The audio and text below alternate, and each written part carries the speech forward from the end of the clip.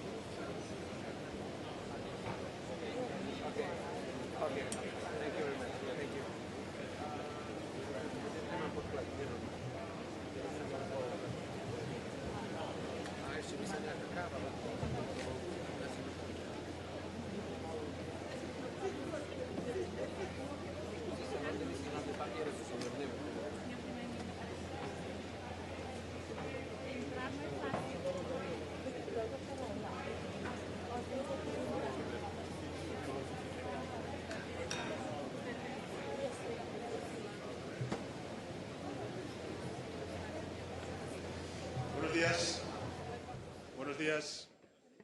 Vamos a dar comienzo a la cumbre de jefes de Estado y de Gobierno y me gustaría empezar agradeciéndoos de nuevo el haber venido hoy a Madrid. Vuestra presencia es importante porque demuestra el alto compromiso político con la causa que nos une, que es la lucha contra el cambio climático. Si estamos en esta mesa es porque comprendemos la gravedad de la situación a la que nos enfrentamos, como bien ha dicho el secretario general.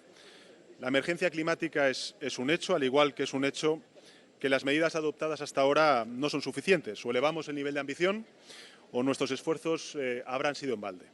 La cuestión que queremos tratar en esta mesa es qué vamos a hacer al respecto, cómo podemos actuar para mitigar y estar preparados a los efectos del cambio climático y cuál es la mejor forma para convencer a los más rezagados. Así que queremos oír cuáles son vuestros compromisos para aumentar el nivel de ambición individual y colectivo de la COP o para la COP26 de Glasgow. Os pido que nos centremos en presentar las políticas e iniciativas concretas que ya hayáis diseñado y estéis planeando para alcanzar estos objetivos. El tiempo, como sabéis, es limitado, por lo cual querría insistir en que os ciñáis a los 3 minutos de intervención. Y antes de proceder a daros la palabra a todos y cada uno de los países presentes, sí querría dar la palabra al secretario general de Naciones Unidas y también a quien preside la COP, a la ministra chilena, para que se dirijan a nosotros. Thank you very much. I think that you are all fed up listening to me for too much time, so I will just make a very small provocative statement. And the statement is the following. You are all presidents, prime ministers, ministers, political leaders. I am no longer a politician, but there was a time in which I was prime minister of my country. And I remember that at that time, 20 years ago, we approved legislation that forced the grid, the electrical grid, to buy all renewable energy produced at the time subsidized price.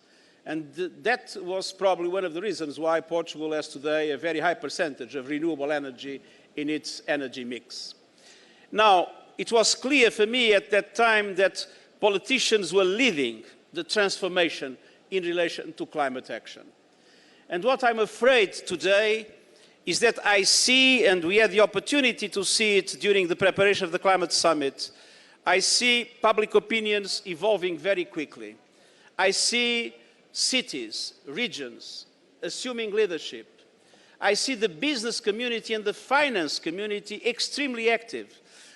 We received in the G20 meeting in Osaka a letter by the leaders of asset management entities represented $34 trillion, asking political leaders to enhance climate action, to end subsidies to fossil fuels, to put a price on carbon.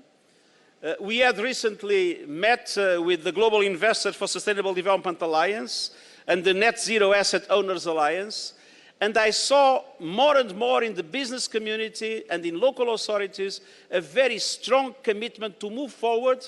And they complain, many times they complain that governments are lagging behind, that regulations are not good enough, that fiscal systems are not favorable enough, that subsidies to fossil fuels are going on, and that there are obstacles when they want to move and move more quickly in climate action.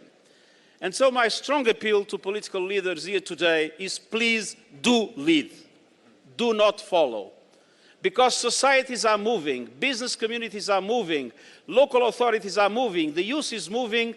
It is for political leaders to be able to take profit of this movement and to lead for us to be able to defeat climate change. Thank you very much. Muchas gracias, secretario general. La palabra a Chile. Muchas gracias, Su Excelencia. Señalar que Chile asume la presidencia de la COP25 en representación de los países de América Latina y el Caribe, que somos fuertemente afectados y que enfrentamos problemas sociales, ambientales y económicos distintos a los de los países desarrollados. El cambio climático no es justo, afecta más severamente a las personas, a las comunidades y a los países más vulnerables. Eso nos implica trabajar con más fuerza en un sistema multilateral que sea más fuerte, más solidario y que tenga metas más ambiciosas, y entender que tenemos que tener procesos de transición justa. Es algo importante a considerar poniendo a las personas en el centro de las decisiones. La ciencia ha sido muy clara en señalarnos que los actuales compromisos de los países no son suficientes. Ya las personas en el mundo entero sienten en su vida diaria los efectos del calentamiento global. No es algo que lo tengan que convencer de que hoy vivimos el calentamiento global y nos está demandando un cambio de rumbo urgente. Necesitamos hacernos cargo. La ciudadanía del mundo está sintiendo que las autoridades estamos más lejos de ella, que negociamos y que trabajamos de una manera que no conecta con la realidad de las necesidades que tienen. Necesitamos conectar con esas realidades y dar una muestra que podemos cambiar el rumbo. Hoy ya no es tiempo de negociaciones, es tiempo de acciones. Esto no es un eslogan, es una convicción de una necesidad y una urgencia profunda. Es una exigencia moral, social y económica de transformación en nuestros países para poder tener un desarrollo que sea inclusivo, sustentable en lo económico, en lo social y en lo ambiental. Esa es la urgencia de cambio de rumbo que necesitamos hacer hoy, y para eso los líderes del mundo hoy tenemos que ser capaces de entregar un delivery a las personas. Muchas gracias. Muchas gracias. Le doy la palabra ahora al presidente de Costa Rica, Carlos Alvarado, cuyo país juega un papel especial y protagónico en esta COP al haber acogido la reunión preparatoria en octubre, además de haber ganado recientemente el premio Campeones de la Tierra 2019, que es el mayor honor ambiental de Naciones Unidas. Así que, Carlos, tienes la palabra. Muchas gracias, presidente. Felicitar a Chile, felicitarlo a usted, a su gobierno, a su país, por el liderazgo para organizar esta reunión de manera tan pronta y tan bien. Como generación de líderes se nos va a juzgar por nuestra respuesta a la crisis climática. ¿Qué hicimos frente al mayor desafío de esta y de las próximas generaciones? Nos atrevimos a adoptar medidas excepcionales, como demanda la mayor y la mejor ciencia disponible, o nos quedamos quietos con respuestas insuficientes. Hoy se sabe que si no aceleramos el proceso de transformación requerido, en el año 2030 será el punto de no retorno y nuestro planeta se convertirá en uno más difícil y más hostil. ¿Cómo le vamos a explicar a nuestros seres amados más jóvenes esto? ¿Cómo se lo explico a mi hijo de 6 años? Frente a estas preguntas, Costa Rica ha tomado una decisión que guió el trabajo de la pre-COP no convencional que organizamos: actuar con la máxima ambición posible.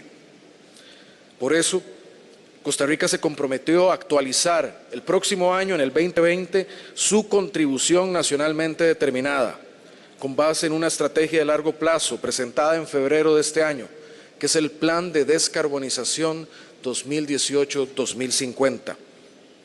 Un estudio financiado por el Banco Interamericano de Desarrollo demostró que en 3 de los 10 pilares de nuestro plan, también aplicando la ciencia, para el 2050 tendremos una utilidad del plan de descarbonización de $20.000 millones por su ejecución. Es decir, la ambición climática no es solo éticamente correcta, sino también rentable económicamente. La descarbonización no es nueva para Costa Rica. Nuestra matriz eléctrica es 99% limpia y renovable. Logramos hacer una reversión del proceso de deforestación. En la década del 80, 20% de cobertura. Hoy logramos estar cerca de nuevo de 50% de cobertura. Pero no podemos quedarnos allí. La máxima ambición debe verse reflejada en la atención de otro gran desafío, que es la extinción masiva de especies.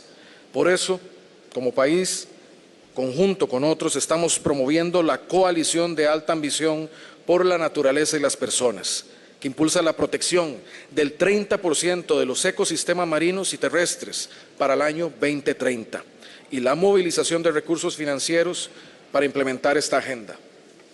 No alcanzaremos la meta de 1.5 sin el 30-30. Por eso invitamos a los países a poner las soluciones basadas en la naturaleza en el centro de la acción climática. La crisis climática tiene un nexo con la materia de océanos y es parte de esa visión integral. De ahí la necesidad de integrar los enfoques de la mejor ciencia disponible sobre este tema en la acción climática. Felicitamos a Chile por su iniciativa de realizar una Blue COP. Estamos convencidos de que es urgente que más países se sumen al compromiso de actualizar sus contribuciones nacionalmente determinadas para el 2030, aumentando su ambición, en especial las grandes economías emisoras. Este es el camino para recuperar la confianza en el sistema multilateral, alcanzar la meta del Acuerdo de París de 1.5 grados y ser cero emisiones para el 2050. Finalmente, es indispensable alcanzar un robusto acuerdo para la implementación del artículo 6 del Acuerdo de París. Y por favor, yo pediría que a los equipos negociadores desde el liderazgo se les dé esta tarea para llegar a este acuerdo, que tengan visión, que evite la doble contabilidad y que contribuya a la descarbonización de diversos sectores. Comprometido con hacer nuestra parte y más, Costa Rica hace un llamado a todas las partes de esta conferencia para que salgamos de lo ordinario y tengamos el valor de hacer lo extraordinario, a la vez que aseguremos una transición justa y una justicia intergeneracional. Hoy tenemos que ser la mejor versión de nosotros mismos, recordando que ninguna casa es más compartida que el planeta que habitamos y que ninguna causa es más global que combatir el cambio climático. Les invitamos a hacer lo posible, aunque parezca lo imposible. Trabajemos fuerte y mucho. Muchas gracias, señor presidente. Muchas gracias, Carlos. Tiene la palabra el presidente del Consejo. Dear colleagues, dear Pedro, first I would like to thank you personally, Pedro, for hosting this COP25. I would like to focus on 3 essential climate questions. Why do we have to do more? How can we do more? And what do we need to do? We are in climate emergency right now. Today's headlines are dramatic. Just one example. Sea levels are rising at the fastest rate in 3,000 years. In the face of this alarming threat, how can we do more? For centuries, we have been unconsciously at war with nature. We have overexploited our natural resources with no regard for the consequences. We have brought our planet to its knees. Now, we need to dramatically change how we do things and revolutionize our approach. We have had the industrial revolution, the technological revolution. Now it's time for the green revolution. Across the globe, young people have shaken things up, and they are right. Today we have a unique opportunity. Let's be the caretakers of our planet. We refuse to oppose a healthy climate and a healthy development. We can do both. In fact, one is good for the other.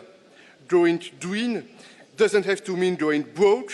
And as President of the European Council, I have a clear goal to make Europe the first climate-neutral continent on the planet by 2050. So we will be the champion of the green transition. Many European leaders have called on the Commission to propose a new European Green Deal with concrete measures. And this will be a ceasefire with nature and even more, a peace treaty with nature. We need also an ambitious Just Transition Fund and a significant part of the next European budget to be climate-related. I will prioritize these topics on the agenda of the European Council because Europe has to invest massively in new technologies, research and innovation. 1 trillion euros, that is the ambitious amount proposed by the European Investment Bank to support, with the private sector, strategic sustainable investments. We are one planet, we need one approach, and this starts by implementing the Paris Agreement. Across human history, obstacles have often generated enormous opportunities to create, to innovate, and to build a better life. I believe climate change offers the same opportunities to use science, technologies to protect and develop our societies. We need to change how we see this green transition, not as a burden, but as an opening, and kickstart our economies with green technologies. But we must never forget the people behind our policies. We must be just and socially balanced. This means taking into consideration that not all countries have the same starting point. Protecting our planet is the right choice, the only choice and the only way to protect our families, our communities, our humanity. Thank you. Muchas gracias, presidente del Consejo, querido Charles. Quería dar la palabra al primer ministro de Francia, agradeciendo en primer lugar la presencia del gobierno francés en esta COP en un día tan difícil como es precisamente el día en el que se va a celebrar el funeral de Estado a los soldados fallecidos en Mali. Gracias, primer ministro, y tiene la palabra. Merci, Monsieur le Président du gouvernement, cher Pedro. Merci et félicitations pour l'organisation dans des conditions contraintes de cette COP. Nous prenons du retard et une des raisons pour lesquelles la tonalité des propos qui ont été tenus ce matin est sombre, c'est parce que nous avons tous conscience que ce retard s'accroît. Si nous prenons du retard, ce n'est pas parce que nous ne faisons rien, c'est parce que nous ne faisons pas assez vite. À côté de la tonalité sombre que nous devons développer, je crois qu'il faut aussi donner des motifs d'espoir à nos concitoyens. Car on ne livre jamais aussi bien un combat que lorsque on voit la possibilité du succès. Ce combat terrible que l'humanité doit livrer à elle-même d'une certaine façon, ce combat il est gagnable. Et il faut donc, sans se voiler la face, et en disant quelles sont les évolutions inquiétantes, quelles sont les évolutions scientifiquement démontrées, il faut aussi que nous soyons en mesure de dire des objectifs tenables qui donnent espoir à nos concitoyens pour atteindre ces objectifs.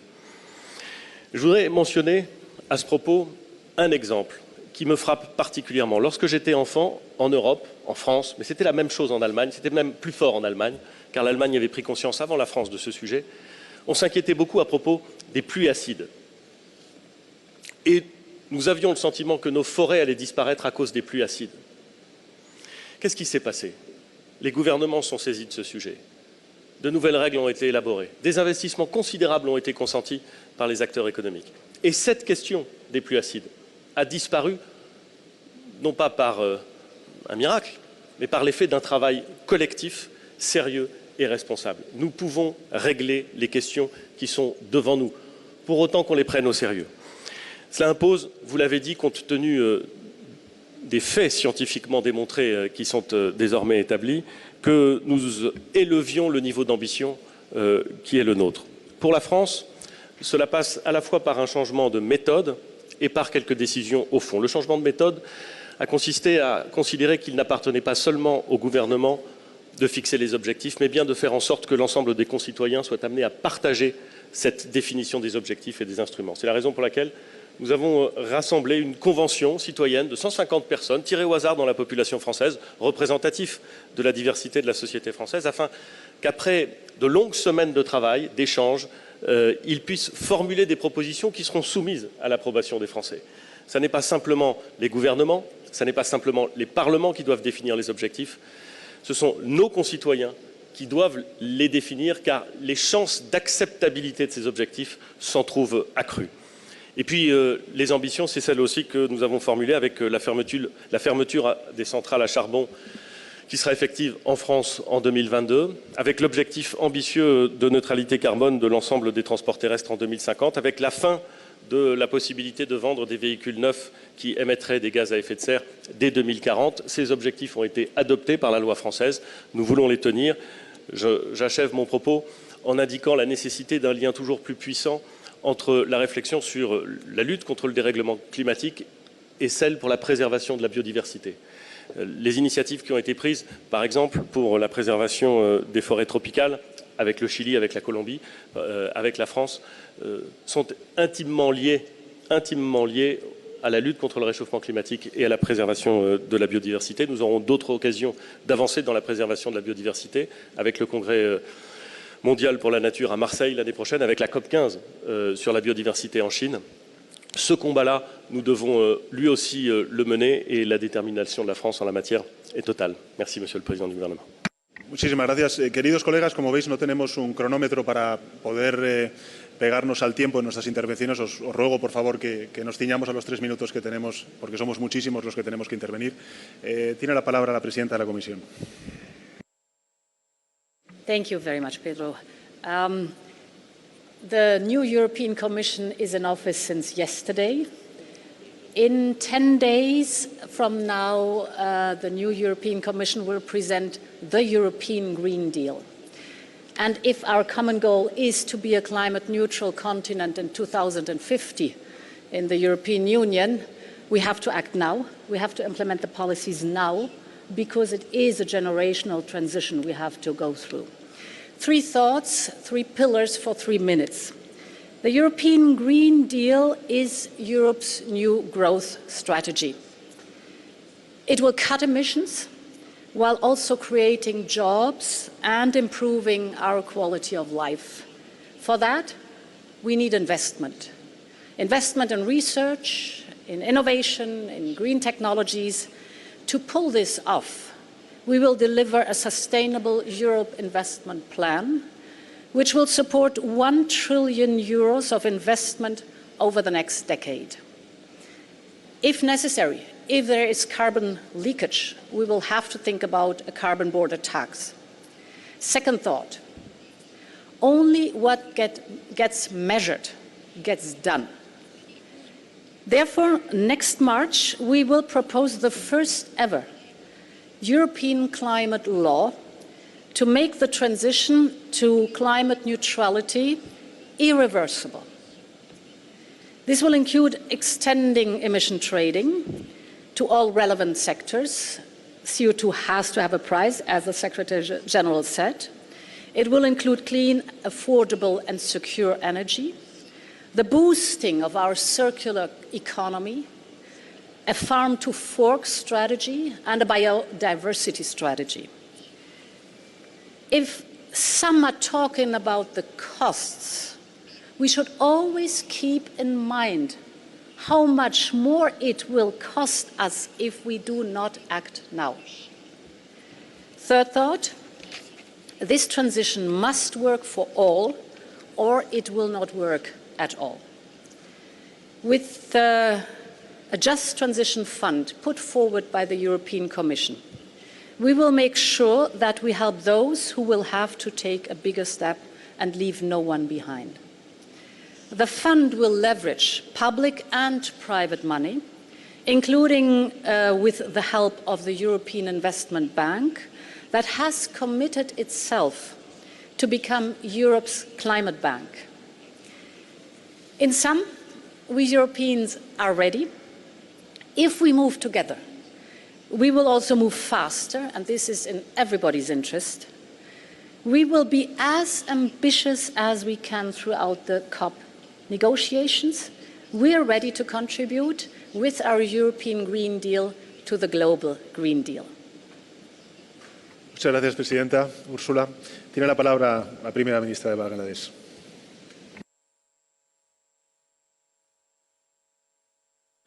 Thank you very much, Your Excellency.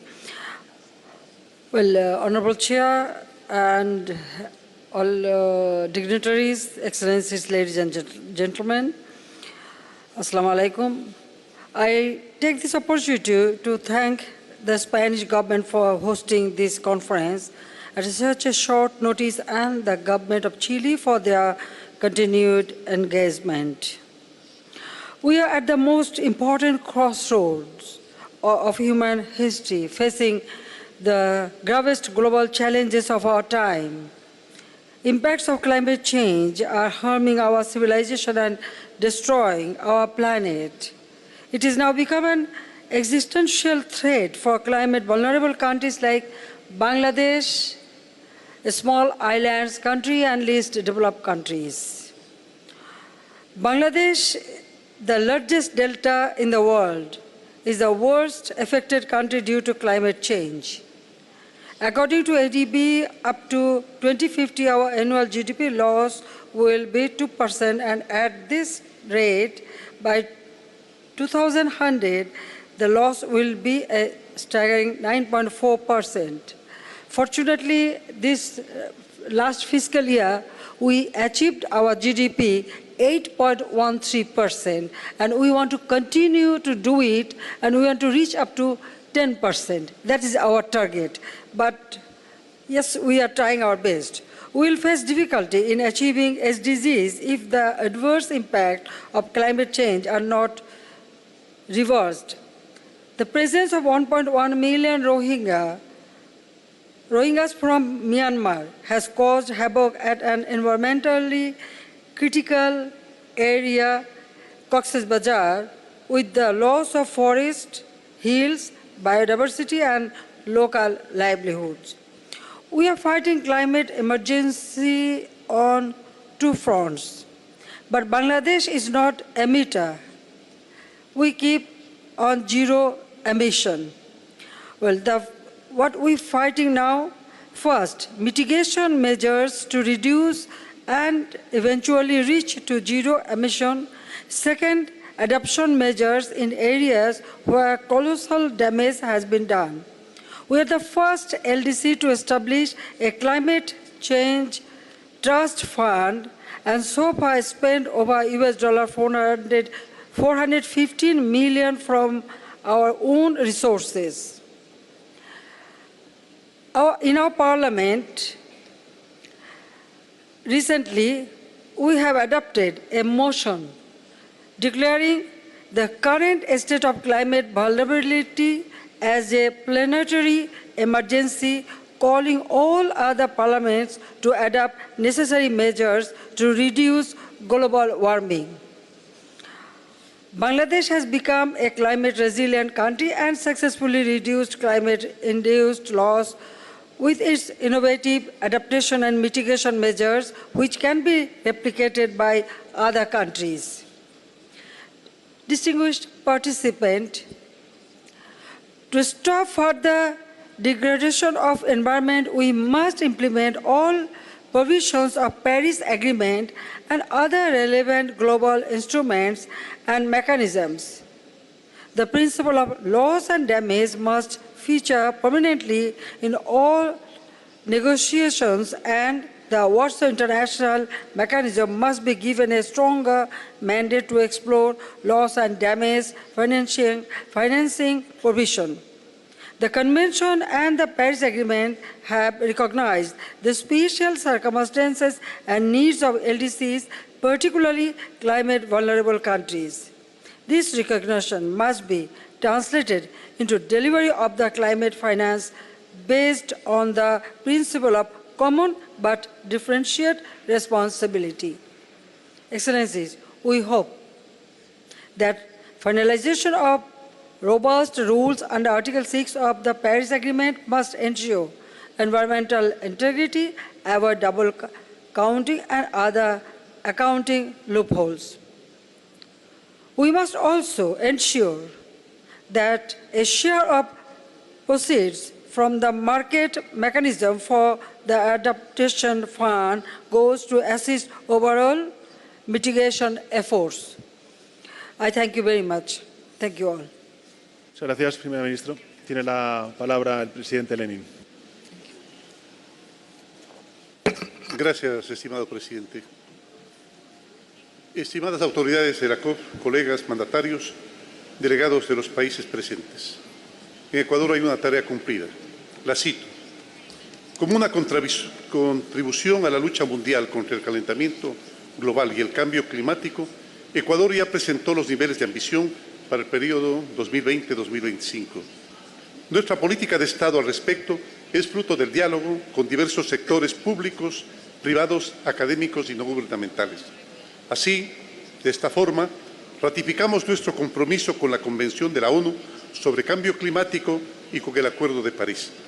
La lucha contra el cambio climático debe incluir acciones para erradicar la pobreza y apuntar al desarrollo sostenible, siempre garantizando la soberanía alimentaria e hídrica de las naciones.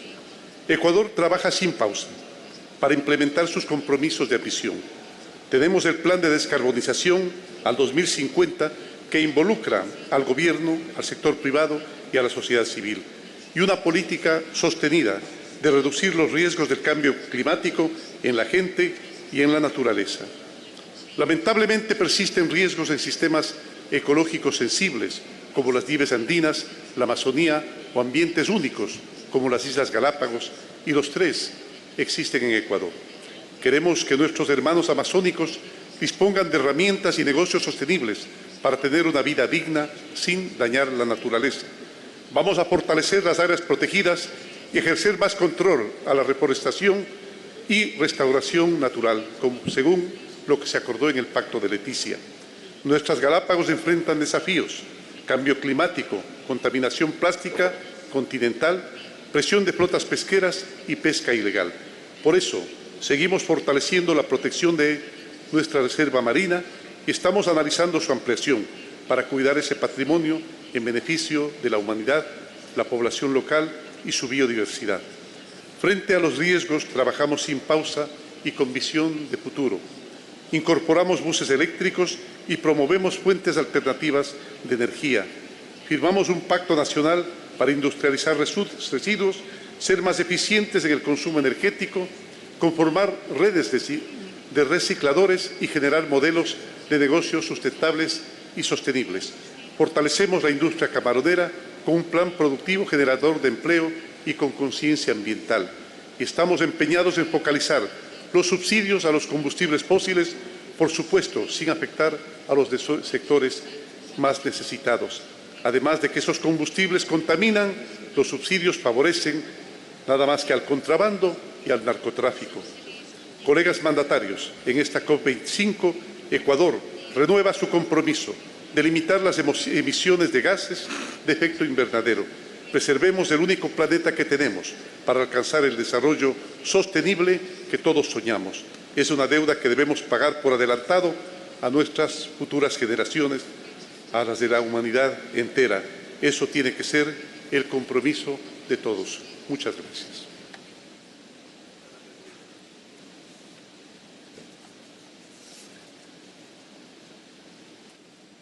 Ahora sí, gracias, presidente. Tiene la palabra el primer ministro de las Islas Cook. Honourable Chair, Excellencies, colleagues, distinguished leaders and gentlemen, ladies and gentlemen, I bring you warm greetings and kia orana from the government and the people of my little country, the Cook Islands. At the outset, I extend our deepest appreciation to the government and people of Spain for your hospitality and courage in hosting COP25 at such short notice and working in partnership with Chile to call to account our Paris Agreement commitments. I congratulate you and wish Chile all the best in resolving its recent challenges. Excellencies, this COP is the 8th time that I have brought to this conference the pleas of my people for urgent action on climate change. At this 25th COP, I can't help but wonder how our generation's response to the greatest threat of our time, climate change, will be judged by history. For if we fail to meet it boldly, swiftly, and together, we would have failed mankind. In Paris, after 21 years, the world agreed that climate change is the biggest threat that we face. And if we don't tackle it, the consequences are grim. But the truth is, we can tackle it together if we stop the activities that cause it, enhance our resilience to its effects, acknowledge those who are most vulnerable, and give them a hands up. My little country is fully committed to increasing its ambition and accelerating its actions in the next year and beyond. For example, 1, electricity on all but 2 of our 15 inhabited islands is now completely provided by solar energy. We will step up our mitigation efforts on the remaining 2 islands to have them converted to solar energy in the next 2 years, and in our transport sector by increasing use of electric vehicles. 2, we embrace COP25 as being the Pacific Blue COP because in 2017, we legislated our entire exclusive economic zone of 2 million square kilometers as an integrated marine managed area known as Marai Moana. Now we are currently developing and putting into action the necessary frameworks to ensure compliance with our Marai Moana Act. 3, we are building resilience through taking action on climate-proofing infrastructure, improving water security, and building disaster preparedness. 4, next year, the Cook Islands will host the 4th Climate Action Pacific Partnership meeting, CAP4. This coalition of Pacific stakeholders will seek to mobilize collective climate change action from 2020 and beyond. It will also provide a platform for dialogue and genuine partnerships. CAP4's theme of climate drawdown, banking on viable Pacific futures, will demonstrate that the Pacific is serious about climate action. Excellencies, my country is raising its ambition not through words, but through actions. After all, we know that actions do speak louder than words. In 2020, the OECD will graduate my country from developing country to a developed country status. We're proud that we are a private sector-led economy with one of the highest GDP per capita in the Pacific. We have achieved all our Millennium Development Goals. Yet, no matter these achievements, we cannot escape our vulnerability to climate change. A single event will cancel out all our development gains in one stroke. Raising ambition not only refers to mitigation, but also adaptation. Climate finance is therefore fundamental in assisting those most vulnerable with hands up. Replenishment of the Green Climate Fund is therefore absolutely essential. In closing, our nations have taken bold actions, but we didn't come here today to celebrate progress. We came here because there is so much more progress to be made. We have to be tireless in our effort to achieve our common purpose, and that is a world that is better than the one we inherited and a future that is worthy of our children. Thank you for your attention. Muchas gracias, primer ministro. Tiene la palabra el primer ministro de Marruecos. شكرا جزيلا سيد الرئيس. إن المملكة المغربية تعرب عن جزيل الشكر لكم ولجمهورية الشيلي، وإننا واثقون من أن النسخة 25 من هذه القمة ستمكن من تثمين الدينامية الإيجابية التي خلقتها قمة الأمم المتحدة من أجل المناخ خلال شتنبر الماضي، كما نحن على يقين أنه سيتمخض عنها المزيد من الطموحات والفعالية. إن المجهودات الجماعية من أجل إرساء مقاربة إرادية، مقاربة عادلة، مقاربة مستدامة من أجل المناخ يتعين أن تحدو بنا للرفع من مستوى طموحنا المناخي ومستوى انخراطنا الجماعي في هذا الورش الضروري. وإن المملكة المغربية تواصل بريادة من جلالة الملك محمد السادس وانخراط شخصي منه تطوير تدخلاتها على المستوى الوطني الداخلي وعلى المستوى الإقليمي وعلى المستوى الدولي في إطار مقاربة طموحة وتضامنية. لقد بادر المغرب في هذا الإطار بإطلاق عدد من الاستراتيجيات ومن البرامج من أجل تجاوز الهدف المتمثل في تقليص مستوى انبعاث الغازات الدفيئة بنسبة 42% في أفق 2030. كما يطمح المغرب إلى الرفع من حصة قدرته الإنتاجية للطاقة الكهربائية من مصادر متجددة إلى نسبة 52%. وأيضا يلتزم المغرب للعمل انخراط أكبر للشباب وللمجتمع المدني من خلال عدد من المبادرات في هذا المجال. يعمل المغرب أيضا بالشراكة مع القارة الإفريقية، وهي القارة التي تتعرض بشكل غير عادل لانعكاسات التغيرات المناخية، وتوجد اليوم في قلب المجهودات من أجل التزام دولي، ويجدر بها اعتبارا لذلك أن تستفيد القارة الإفريقية من دعم يتناسب وحجم الضرر الذي يلحق بها. ومن هنا اشتغل المغرب لتفعيل لجنتي المناخ المتعلقتين بحوض الكونغو والمتعلقة بمنطقة الساحل، وتفعيل المبادرتين المصطلح عليهما مبادرة 3S and 3A.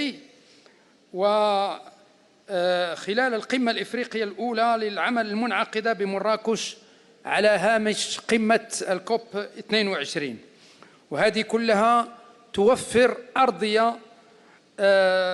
أرضية متعددة القطاعات للاستثمار، ويتعين أن تحظى بالأولوية لدى الآليات الدولية للتمويل في مجال المناخ. أريد هنا أن أؤكد مرة أخرى إرادة المغرب لانخراطه في مختلف المبادرات في هذا المجال، ويجدر بنا أن نتحلى بمزيد من الشجاعة والجرأة ومزيد من الحماس والطموح من أجل المحافظة على الحد الأدنى الضروري لحياة إنسانية كريمة. لا يزال بمقدورنا اليوم تفادي الكارثة إن أخذنا منذ الآن بزمام المبادرة. وشكرا جزيلا.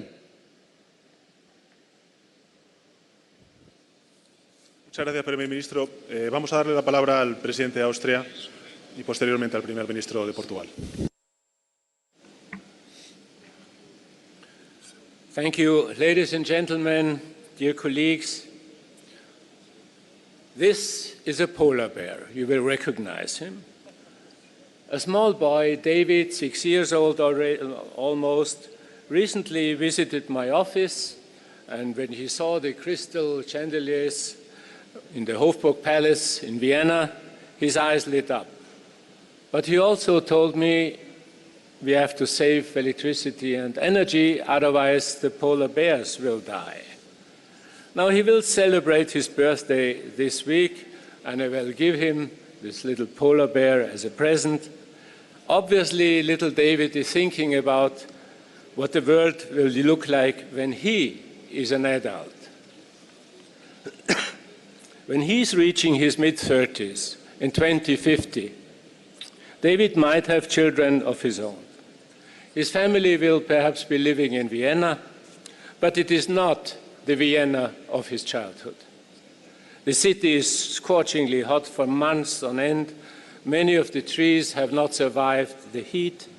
Last year, maybe his daughter has caught the dengue fever, originally a tropic disease. This is one possibility.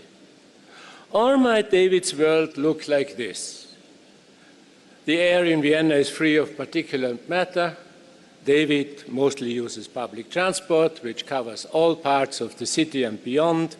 Cars only run on the renewable energy. Vienna is actually much greener than in David's childhood. Newly planted trees bring shade and cooler temperature to the city.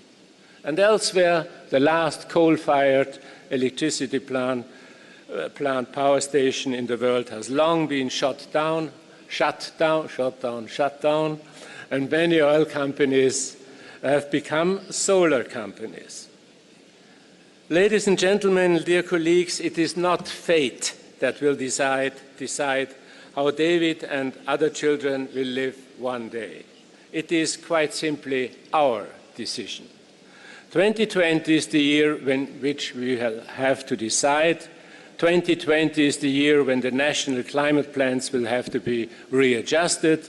And from then on, there can only be one way for greenhouse gas emissions: downwards, downwards. We have known for a long time what we have to do, and a lot is already happening. For example, at the Austrian World Summit in Vienna, together with Arnold Schwarzenegger, we demonstrate every year how tangible climate protection works. I'm also very hopeful and heartened by the International Fridays for Future movement. They are fighting loud and clear for their future. Ladies and gentlemen, all of you are, just like me, so-called decision makers, heads of state, heads of government, ministers, diplomats, civil servants.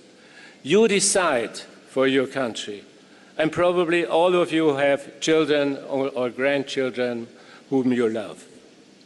Think about those children when you take a decision on behalf of your country, because our children will later think about us too, about what we did or what we did not do. When I give this little polar bear to David, I will tell him that many grown-ups will do everything they can to take care of our planet, and hopefully there will then still be real polar bears roaming the Arctic. I wish David and all of us a future to look forward to. Thank you for your attention. Muchas gracias, presidente. Tiene la palabra el primer ministro de Portugal. Muito obrigado, caro Pedro. Quero começar por agradecer à Espanha e ao Chile a forma como organizaram esta conferência tão rapidamente e saudar o secretário-geral das Nações Unidas, António Guterres, e a secretária executiva desta conferência, Patrícia Espinosa. Queria rapidamente deixar 4 mensagens. A primeira é que nós temos um duplo dever. Temos o dever de ouvir os cientistas e o dever imperioso de agir para exercendo o nosso poder. O tempo é curto, não só porque há uma ameaça sobre os ursos polares, mas porque verdadeiramente há uma ameaça sobre a própria humanidade. A segunda mensagem que queria deixar é que é possível agir e que vale a pena agir. Como disse o secretário-geral das Nações Unidas, recordando as decisões que ele próprio tomou há 20 anos atrás como Primeiro-Ministro de Portugal, Portugal pode hoje ter já 54% da totalidade da eletricidade que consome com origem em fontes renováveis. Muitos receavam o impacto económico desta mudança energética. A verdade é que só no ano passado nós diminuímos 3 vezes as nossas emissões relativamente à diminuição das emissões no conjunto da União Europeia e conseguimos ter um crescimento económico acima da média da União Europeia. A transição energética não nos prejudicou no nosso crescimento. Muitos receavam o aumento do custo da energia. A verdade é que só nos últimos 4 anos, o custo da energia em Portugal reduziu 8%, enquanto o custo da energia na União Europeia aumentou 6%. A maior incorporação de energias renováveis não aumenta o custo, pode baixar o custo. E julgamos que vamos baixar ainda mais. Em julho passado, realizámos um grande leilão para a concessão de licenças para a produção de energia elétrica com base no solar. E conseguimos obter o recorde mundial do preço mais baixo da energia, 14,76 euros por megawatt-hora, ou seja, 16,3 dólares americanos por megawatt-hora. A energia renovável pode ser a energia mais barata.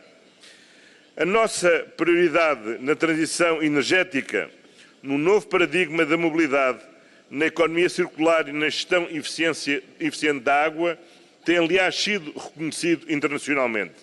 E, por isso, Lisboa vai ser, em 2020, a capital verde da Europa e será a primeira cidade do sul da Europa a ter este título de capital verde da União Europeia. Terceira mensagem que quero deixar. Nós temos a responsabilidade de ir ainda mais longe e de irmos ainda mais rápido. Foi por isso que aprovámos um roteiro que fixou, nesta próxima década até 2030, o esforço mais exigente para atingirmos a neutralidade carbónica em 2050. O nosso objetivo é muito claro. Queremos, em 2030, que 80% da nossa energia elétrica tenha origem em fontes renováveis. E já tomamos a decisão de, em 2021 e 2023, encerrarmos as 2 únicas centrais a carvão que temos em Portugal. Mas iremos todos mais longe e todos mais rápido se apostarmos na diversificação das fontes de energia e também reforçarmos a nossa capacidade de agir em conjunto. É por isso que temos por prioridade a maior produção de hidrogénio verde. Temos que pôr as boas condições climatéricas que temos ao serviço da produção desta nova energia limpa e poder utilizar os pipelines que já temos para transportar o gás natural, para podermos exportar hidrogénio e as boas condições portuárias para podermos exportar hidrogénio verde também por via marítima. Por outro lado, há que reforçar as interconexões. Quanto mais interconectados estivermos, melhores condições temos de cooperar, de reforçar a nossa segurança energética e reduzir o custo da nossa energia. É por isso que temos um acordo com Marrocos para estabelecer uma interconexão energética com Marrocos e esperamos que possamos reforçar as interconexões com a Europa, através da Espanha e da França, de forma a podermos fazer partilhar todos os nossos parceiros europeus com a maior componente de energia renovável que temos condições para produzir. Quarta e última mensagem. Os oceanos são o principal regulador climático e temos de ser capazes de dar a atenção aos oceanos que já damos à transição energética, se queremos cumprir esta ambição e cumprir este nosso dever de combater as alterações climáticas. Portugal organizará em conjunto com o Quénia, no próximo mês de junho, em Lisboa, a segunda Conferência das Nações Unidas sobre os Oceanos. Quero aqui aproveitar esta ocasião para vos convidar a todos a participarem ativamente nesta conferência, mas, sobretudo, convidar a todos a juntarmos à ambição que nos pediu o Secretário-Geral das Nações Unidas para que possamos fazer mais, melhor e mais rápido pelo nosso planeta. E já que estamos em Espanha, numa conferência organizada pelo Chile, podemos inspirar no exemplo de dois homens que há 500 anos atrás partiram precisamente aqui de Espanha, Magallanes e Elcano, e que encontraram no Chile a ligação entre o Atlântico e o Pacífico, tendo conseguido realizar a primeira viagem de circunnavegação. E nesse primeiro exemplo de grande globalização, devemos nos inspirar para a globalização que temos que hoje assegurar nesta luta comum para salvar não só os ursos polares, mas já agora também para salvar a própria humanidade. Muito obrigado. Muchas gracias, Antonio, por tu inspiradora intervención. Tiene la palabra el primer ministro de Holanda.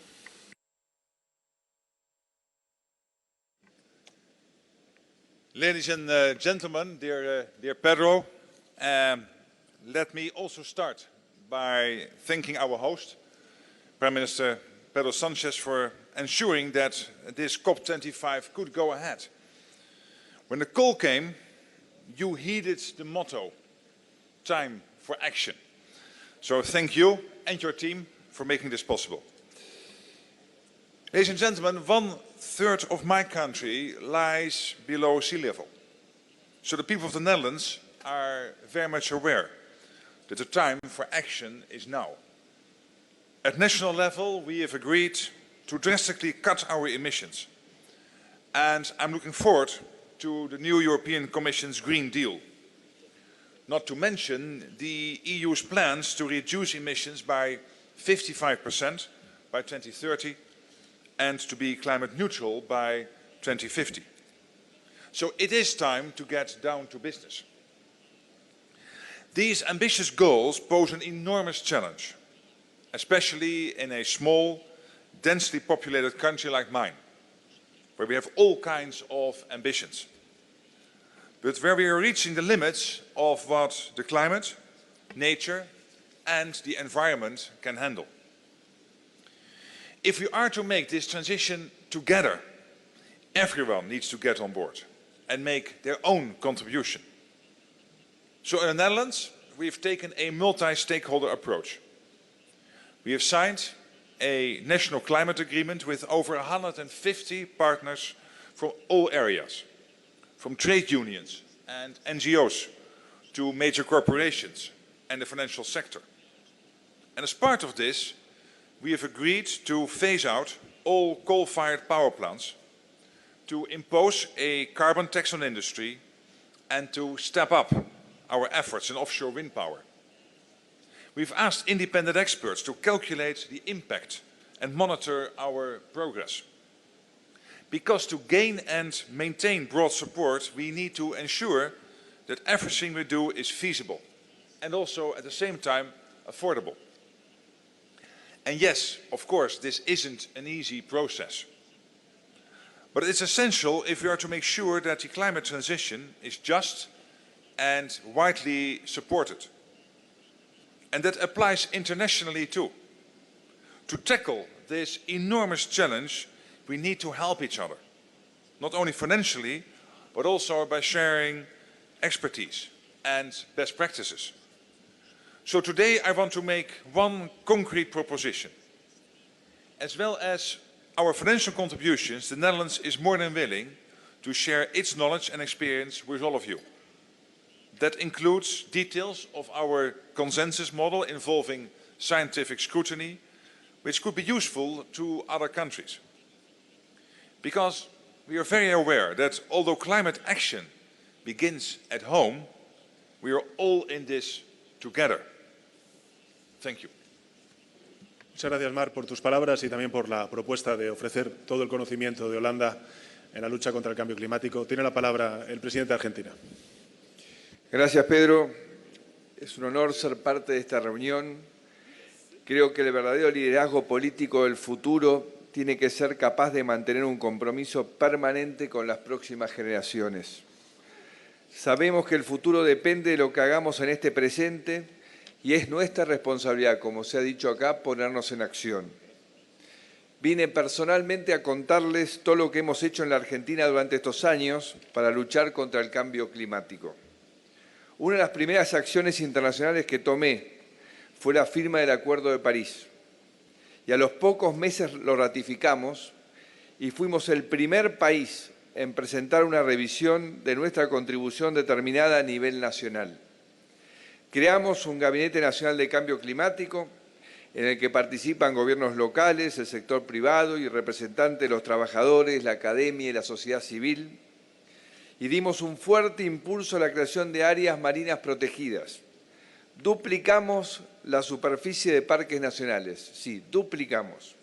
Y fomentamos la conservación de ecosistemas y redujimos las emisiones en el sector de transporte. En 2015, las energías renovables en nuestro país, excluyendo la hidroelectricidad de gran porte, aportaban menos del 1% de la generación de electricidad nacional. Este año superamos el 8% y en el 2025 alcanzaremos el 20%. Y proyectamos que para 2040 la generación eléctrica de Argentina va a ser libre de emisiones de gases de efecto invernadero. También lanzamos los proyectos Renovar, que incluyen el desarrollo de energía limpia en casi todas las provincias argentinas. 97 de ellos están en construcción y 41 ya generan energía para más de 900.000 hogares en todo el país. Es el caso del Parque Solar Caucharí, en la provincia de Jujuy, a 4.000 metros de altura, el más grande de Latinoamérica con más de 1 millón de paneles solares. También estamos trabajando en nuestra estrategia a largo plazo de bajas emisiones, que marcará el camino para lograr una mayor ambición climática, con miras a la neutralidad carbónica al año 2050. Estas iniciativas se suman a la larga trayectoria de innovación que tiene la Argentina en el sector productivo agrícola-ganadero, que combinan mejoras en la productividad agropecuaria, en las prácticas del sector y en la captura de carbono. Estoy convencido de que estos han sido grandes aportes a los compromisos que asumimos, pero también sé que hace falta mucho más, como se ha dicho acá. Los esfuerzos de un solo país no son suficientes para combatir la emergencia climática. Todavía tenemos la oportunidad de cambiar. Sigamos actuando juntos y sin demoras por el bienestar de las generaciones que vienen, que serán quienes valoren lo que hicimos y especialmente lo que no hicimos para construir un planeta más seguro, limpio y sostenible. Muchas gracias. Muchas gracias a ti, querido presidente. Tiene la palabra el Gran Duque de Luxemburgo. Madame le Président, Monsieur le Premier ministre, Excellences, Mesdames et Messieurs, mes remerciements s'adressent à la fois au Royaume d'Espagne et à la République du Chili. On est toujours plus fort à deux et je vous souhaite vraiment beaucoup de succès pour la réussite de la COP25. Parlons de succès de cette conférence. J'entends tout d'abord la finalisation des dispositions de mise en œuvre de l'accord de Paris. Un élément important reste sur la table, le fameux article relatif au marché de carbone, dont l'application doit se faire dans le respect de l'intégrité environnementale, de la transparence et de la comptabilisation rigoureuse des émissions. Je suis confiant que les dernières divergences de vues sauront être surmontées afin que les dispositions issues de cette conférence. À la suite, nous devrons laisser derrière nous les négociations pour regarder vers l'avant, faire usage des outils de l'accord de Paris et passer résolument à l'action. L'action pour le climat et l'action pour la biodiversité. Deux grands défis intimement liées, sans oublier une meilleure prise de compte du rapport social. L'urgence climatique est évidente. Ainsi, le Luxembourg est prêt à relever ces défis. C'est ainsi que mon pays s'est déjà doté d'une vision à long terme consistant à atteindre la neutralité des émissions de gaz à effet de serre au plus tard en 2050. Aussi, nous venons de revoir à la hausse notre objectif de réduction nationale à l'horizon 2030 avec 55% par rapport à 2005. L'inscription de ces objectifs dans une loi climat en assurera la pérennité et le respect. Au Luxembourg, nous misons résolument sur l'électromobilité. Nous aurons, à partir de mars 2020, des transports publics gratuits afin d'agir de façon déterminante sur un changement de comportement de nos concitoyens, car l'enjeu climatique nous concerne tous. La solidarité envers ceux qui sont le plus exposés aux conséquences du réchauffement climatique est un élément clé de l'accord de Paris. C'est pour cette raison que mon pays mettra à disposition au cours des 5 prochaines années une enveloppe de 200 millions d'euros pour venir en assistance aux pays en voie de développement, un doublement par rapport à la période précédente. Le Luxembourg a également participé en octobre 2019 à la reconstitution du Fonds vert pour le climat, en doublant là aussi nos contributions annuelles. Ces moyens resteront bien entendu additionnels à l'aide publique au développement, à laquelle le Luxembourg continuera de verser 1% de son revenu national brut. Nous faisons face à une crise climatique et à une crise en termes de perte de biodiversité sans précédent. La responsabilité pour rétablir les équilibres est portée par notre génération. Soyons-en pleinement conscients et agissons en conséquence. Merci.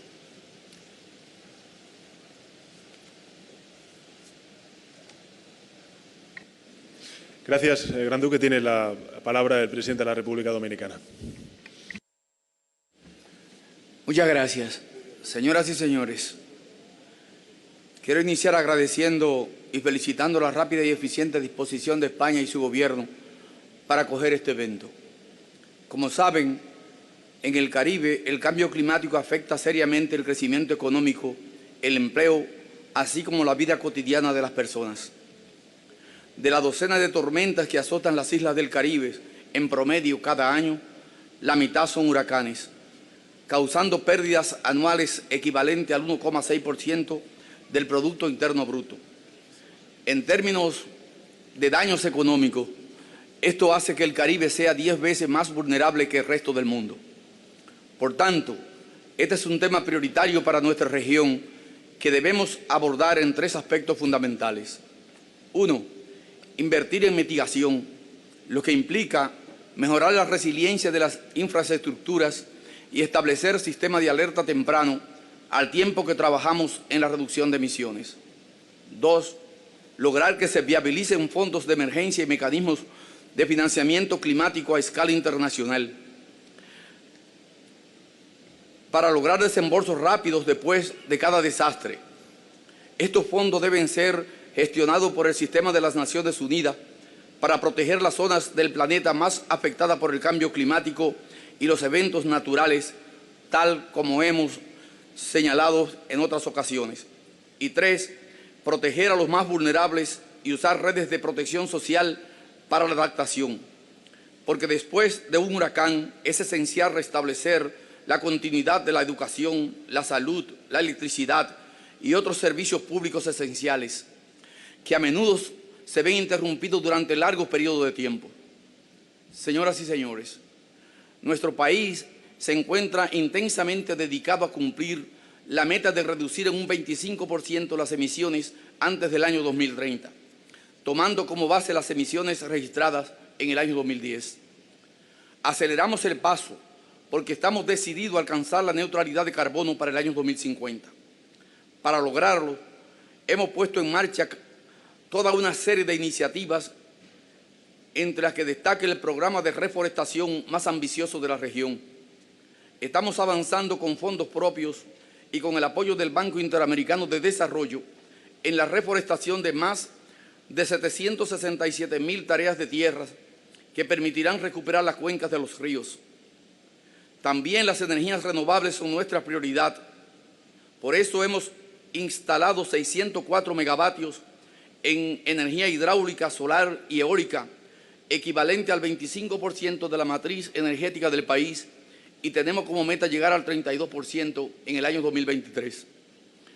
Además, en mayo pasado lanzamos el Plan de Acción para la Contribución Determinada a nivel nacional, que ampliará el rango de acción en materia de legislación financiera, monitoreo y para impulsar la lucha contra el cambio climático en 6 áreas prioritarias.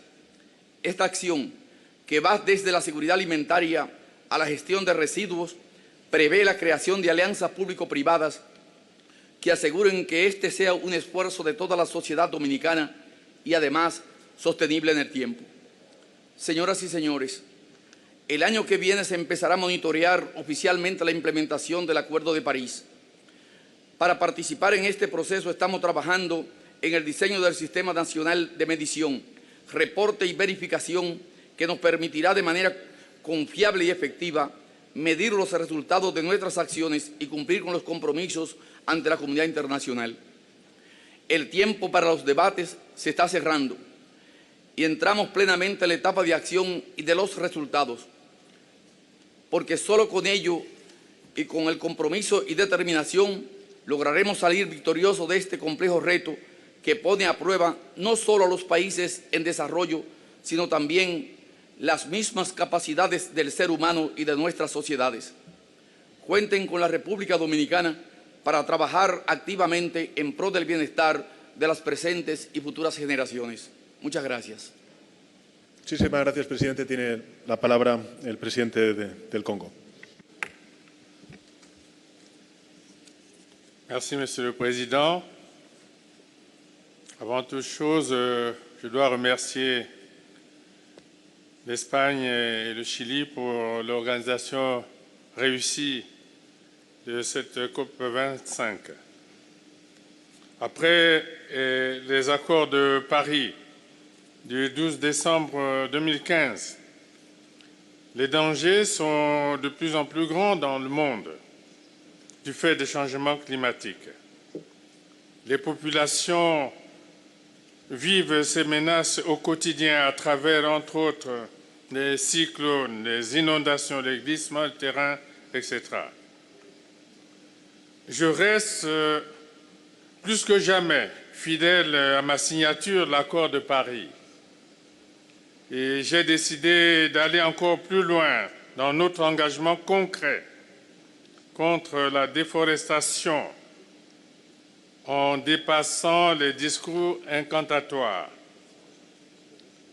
Je ne reste pas spectateur de la destruction des forêts de l'Amazonie, mais acteur pour faire que le monde entier profite de ce deuxième poumon de l'humanité que sont les forêts du bassin du Congo. Dois-je le rappeler, les forêts du bassin du Congo, c'est 220 millions d'hectares de forêt. La 25e conférence des parties à la Convention cadre des Nations Unies sur le changement climatique ne doit plus être un sommet de vœux pieux, mais celui des engagements concrets au bénéfice de la lutte contre le changement climatique. De la sorte, le Congo traduit une fois de plus son engagement à préserver durablement ses écosystèmes forestiers, y compris les tourbières et les mangroves, pour la survie de l'humanité. C'est dans ce sens que mon pays, la République du Congo, a signé, en septembre dernier, une lettre d'intention avec l'initiative pour les forêts d'Afrique centrale, CAFI en sigle. Personne ne peut l'ignorer. Nous sommes avec 16 États mobilisés autour du bassin du Congo et nous nous sommes dotés d'un instrument financier, le Fonds bleu, en faveur de la préservation de l'environnement et de la lutte contre les changements climatiques. Le Premier ministre du Maroc, mon ami, l'a dit tout à l'heure. Nous vous attendons pour amplifier notre action, pour faire face aux drames humanitaires liés aux conséquences de la déforestation.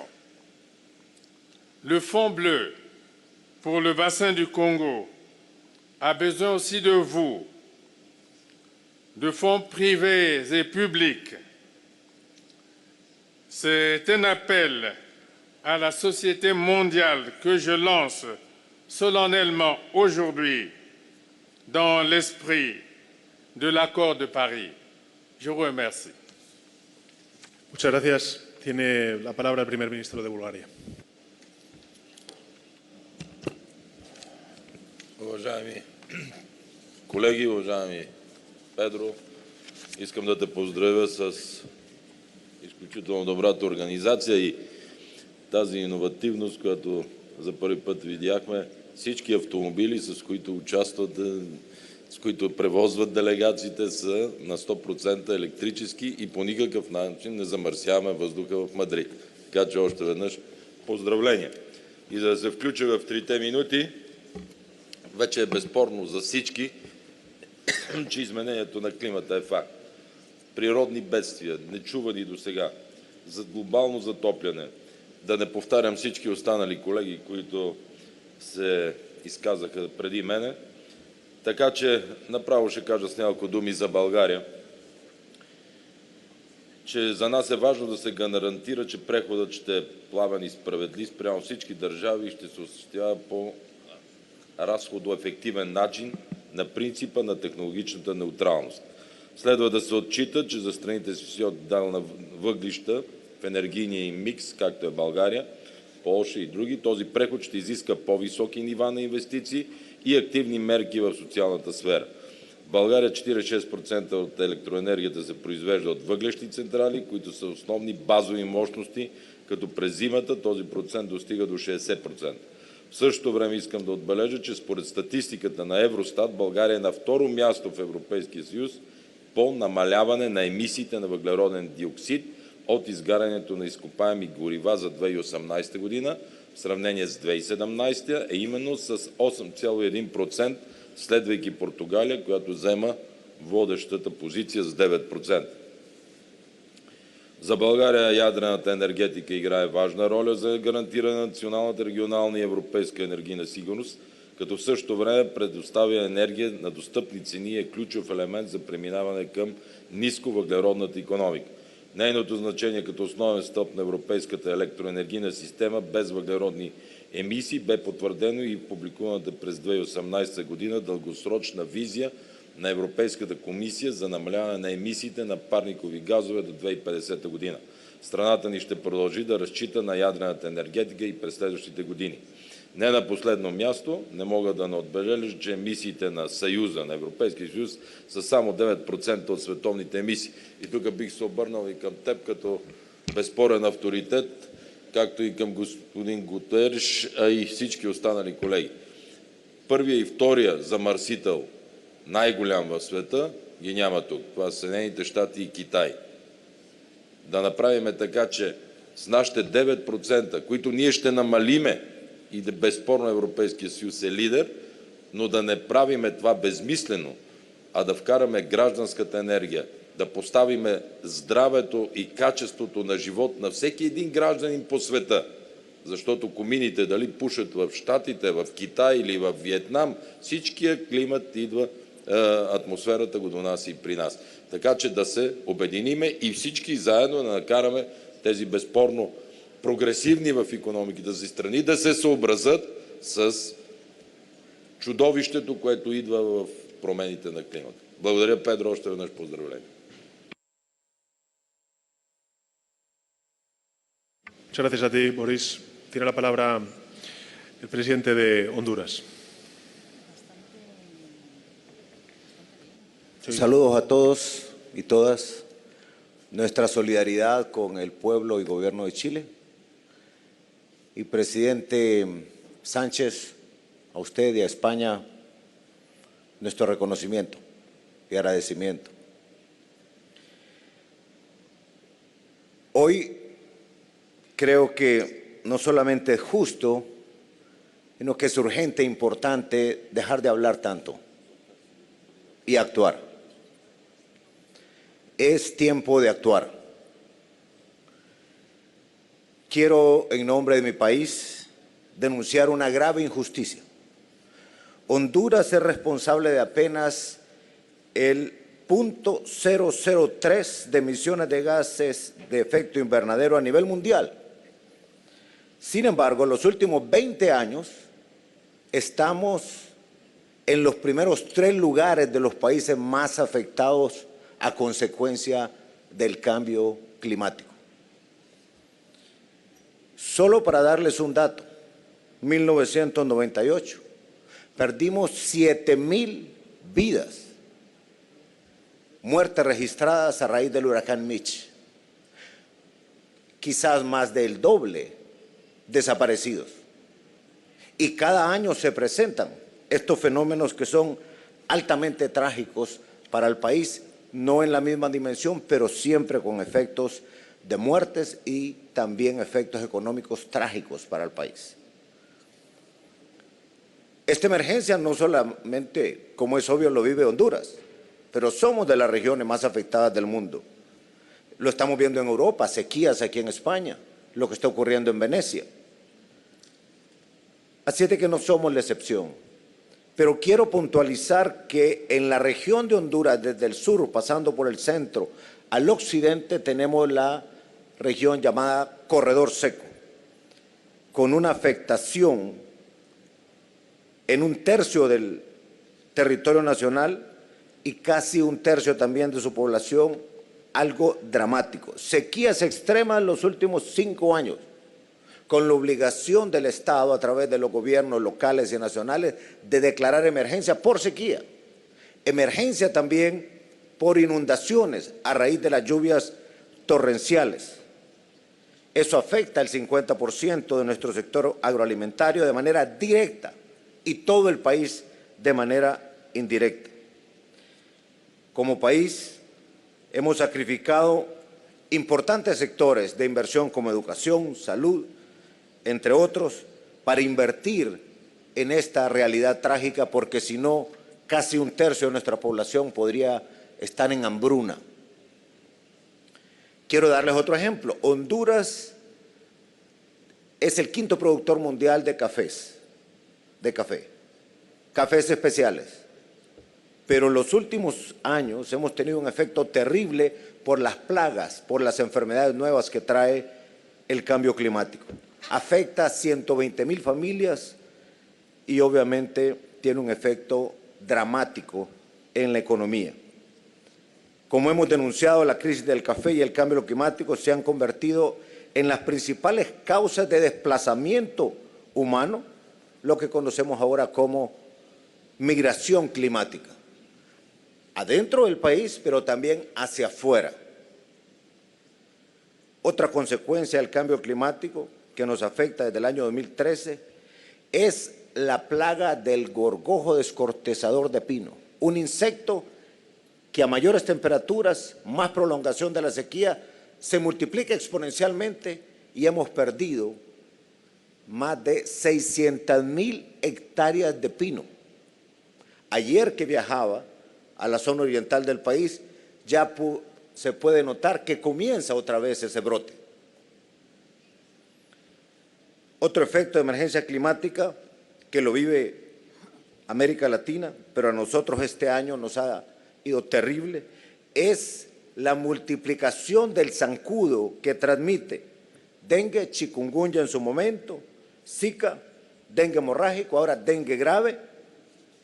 Anualmente se registran alrededor de 82.000 casos y este último año 140 personas fallecidas. Y ahora quiero decirles, con todo respeto, a pesar de nuestras repetidas denuncias, los famosos fondos verdes del clima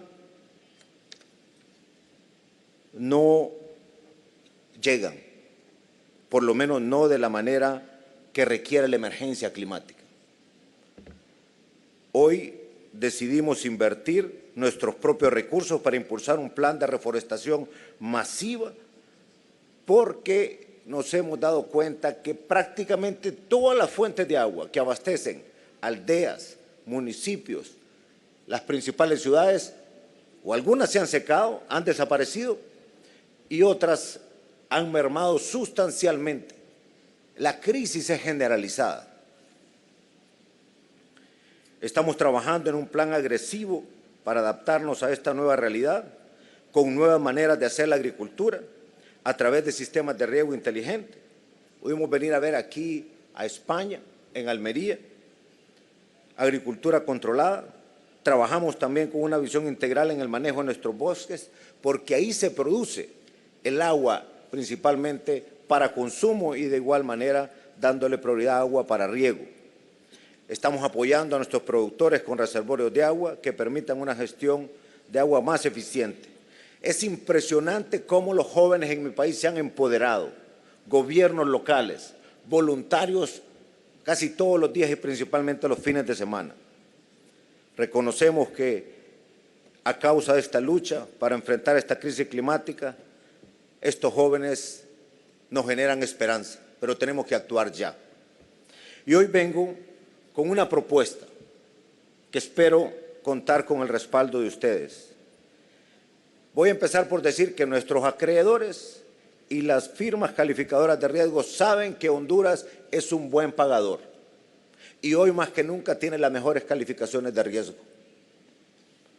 Pero queremos invertir en lo que queremos justo. Por eso queremos pedir una renegociación de nuestra deuda para que con ese alivio, con el apoyo de los multilaterales como Banco Mundial, y quiero llamarlos por su nombre, Banco Mundial, Banco Interamericano de Desarrollo, Banco Europeo de Inversiones, Banco Centroamericano de Integración Económica, entre otros, se nos permite un espacio fiscal que entre 1 y 2 años, con unos 1.000 millones de dólares, transformamos el país y garantizamos, da más certidumbre también al pago de esa deuda. ¿En qué queremos invertir?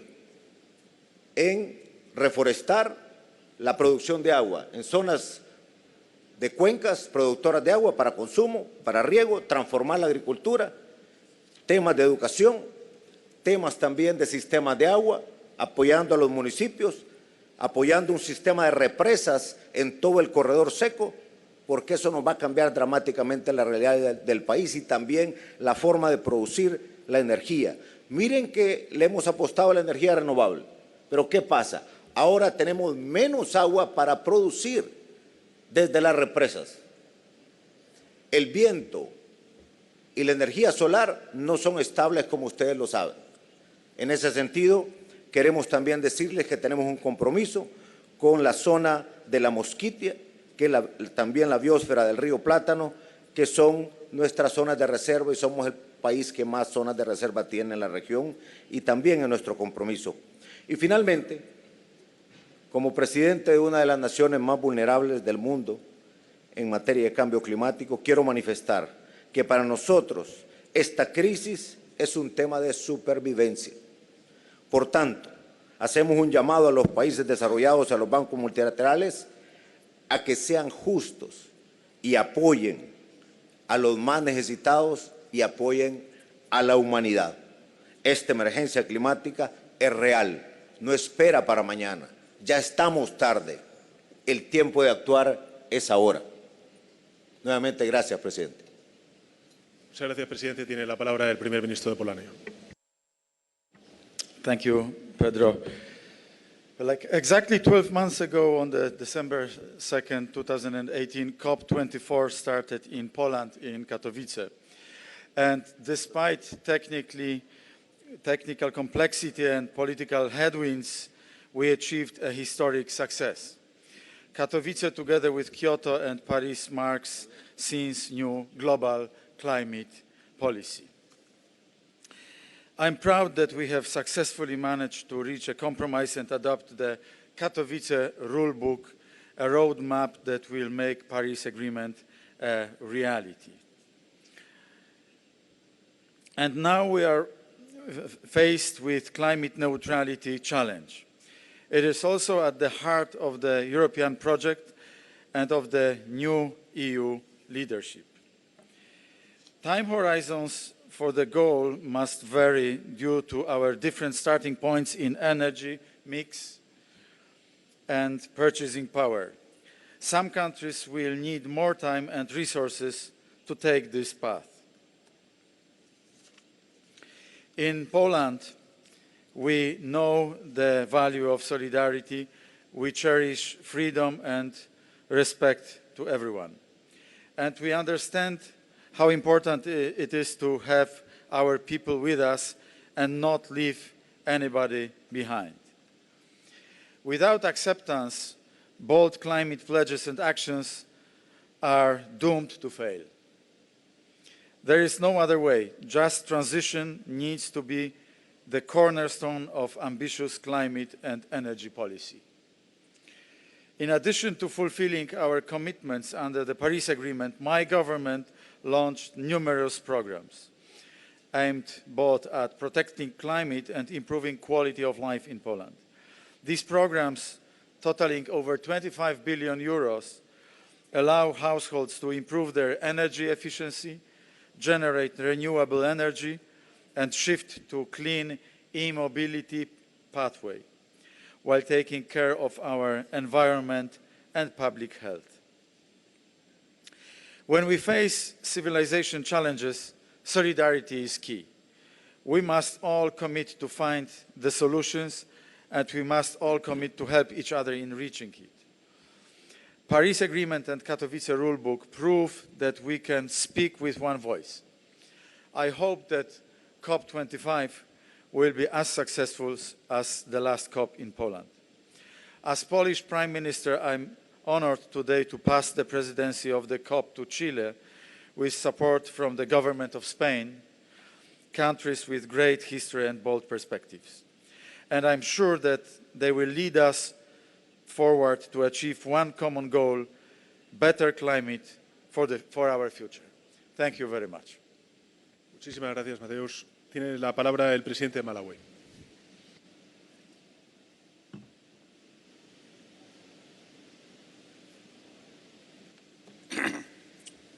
Mr. President, Excellencies, I bring greetings from the people of Malawi. And the people of Spain, we are grateful for the warm hospitality given to us since our arrival. Let me also congratulate you, Mr. President, for convening and hosting this historic summit. I come to affirm that the effects of climate change are being felt everywhere today. Climate change has devastating effects on real human beings. Man is at war with nature. Climate change has become the most catastrophic tragedy of our time. In scale, this catastrophe that is more colossal than any war we know. Everywhere, climate change is taking innocent lives, frustrating national development plans, and inflicting untold harm to many people in the world. The story of my country is a story of many countries. Malawi has suffered 4 natural disasters in the past 5 years. In 2015, we had drought that was immediately followed by by heavy rains and floods. Crops failed, infrastructure destroyed, and people died. In 2016, we had floods. Crops failed, infrastructure destroyed, and lives lost. In 2017-2018 growing season, our crops were destroyed by 4 armyworms, which are climate change related because these worms thrive in dry spells. In March this year, Malawi was hit by Cyclone Idai and Cyclone Kenneth. About 1 million people directly affected. We lost many lives, many people lost their homes, and thousands were severely injured. Every time there's a natural disaster, crops fail, the back of our economy gets broken, and the economy falters. As a weak economy takes a long time to recover from the effects of natural disasters. Malawi would have made more economic progress without the setbacks of climate change. This is a double tragedy of the developing world. The weaker the economy, the more fragile the existence of our people, and the more people suffer. The more our economy suffers, the shocks climate change, the more we lack resources to fight climate change. In spite of these challenges, Malawi is playing her part in fighting climate change. Climate change is recognized as a key priority in the Malawi Growth and Development Strategy. This is our policy blueprint for driving the development agenda. We have developed a national climate change management policy to manage adverse effects of climate change.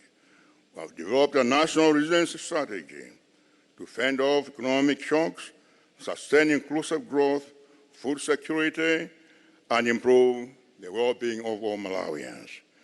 We have developed a range of sectoral policies that include the National Forest Policy 2016, the National Meteorological Policy 2019, the National Irrigation Policy 2019, and the National Climate Smart Framework 2018.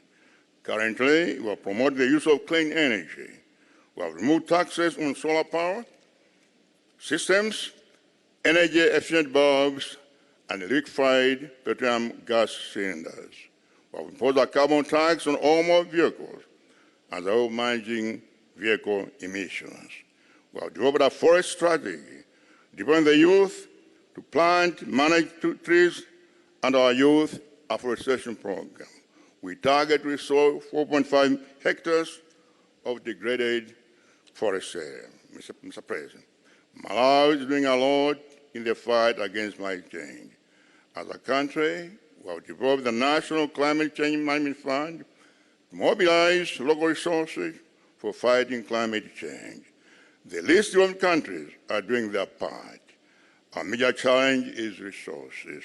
The least developed countries are the least contributors to climate change, and yet we suffer the most from the effects of climate change. As chair of the least developed countries, Malawi pleads for adequate resources to help the LDCs in the fight against climate change. We urge all development partners to move one step forward in providing financial and technical assistance. The world has enough resources to fight climate change if only we can share. The world has enough power to fight climate change if only we can unite. Together, we can make it. I thank you for your attention. Muchísimas gracias, presidente. Tiene la palabra la primera ministra de Noruega. Thank you, and I would like to join into the thanks to the governments of Chile and Spain for organizing this conference in challenging circumstances. And we wish the COP25 to be remembered for focusing on ambition, action, and implementation. In New York in September, many countries pledged to strengthen their targets under the Paris Agreement. However, we are still waiting for the biggest emitters to follow suit. We need these countries on board to reach the Paris goals. And Norway intends to do its part. Our long-term target is to become a low-emission society by reducing emissions by 90 to 95% by 2050. Our current target under the Paris Agreement is to reduce emissions by at least 40% by 2030 compared to the 1990 level. Next year, Norway will strengthen this target. To achieve this, Norway is developing new zero and low-emission technologies, especially in the transport sector. And we have made a good start. We are electrifying our car park, our ferries, and we are now working on programs for zero emission for the transportation of goods in our country. And we are increasing CO2 taxation and increasing programs for research and development and new technologies for our industries. Because green solutions are paving the way for new business opportunities and growth, as well as helping us to deal with climate threats. At the same time, we see that we need more global responses. Norway is substantially increasing support to developing countries' efforts to build climate resilience. This will be one of the main priorities of our development assistance in the coming years. We intend to contribute approximately $15 million to the Adaptation Fund, and we have more than doubled our contribution to the Green Climate Fund. And together, we must continue our work on forest protection and even increase our ambitions for it. The international community must mobilize more long-term financial commitment to reduce deforestation. Unless we manage to halt the tropical deforestation swiftly, we will not reach the Paris goals. This Blue COP is also highlighting the importance of the oceans, and the high-level panel on sustainable ocean economy has released a study showing how 5 ocean-based climate action could deliver a fifth of the emission cuts needed by 2050. By investing in nature-based climate solutions, scaling up offshore and ocean-based renewables, rapidly decarbonizing ocean industries, promoting sustainable, resilient and low-carbon sources of food from the oceans, and by advancing the development of carbon capture and storage below the seabed. We need to do all of these things if we are going to manage to halt the climate change. And the climate change is affecting us all. That's why we need to act immediately. Thank you. Muchas gracias, primera ministra. Tiene la palabra el primer ministro de Uganda.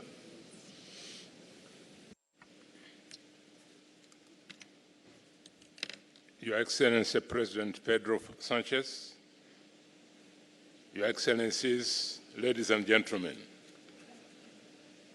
let me salute President Sanchez, the government and people of Spain for the excellent arrangements made in record time. Uganda's vulnerability to climate change and its associated impacts have seen our country experience unprecedented floods, droughts, and landslides, among many effects that have led to loss of lives, property, and livelihoods. As such, we have had to enhance our level of ambition and national response. In this regard, the government of Uganda has put in place several interventions, including a robust national climate change policy and an ambitious nationally determined contribution aimed at reducing emissions by 22% by 2030, emphasizing both adaptation and mitigation measures. It is in the above context of defining our ambition that we have put forward nature-based solutions which include conservation. The government and its partners are engaged in stopping further destruction and encroachment of fragile ecosystems such as forests, wetlands, rivers, and lakes. These constitute 30% of the total land surface of our country.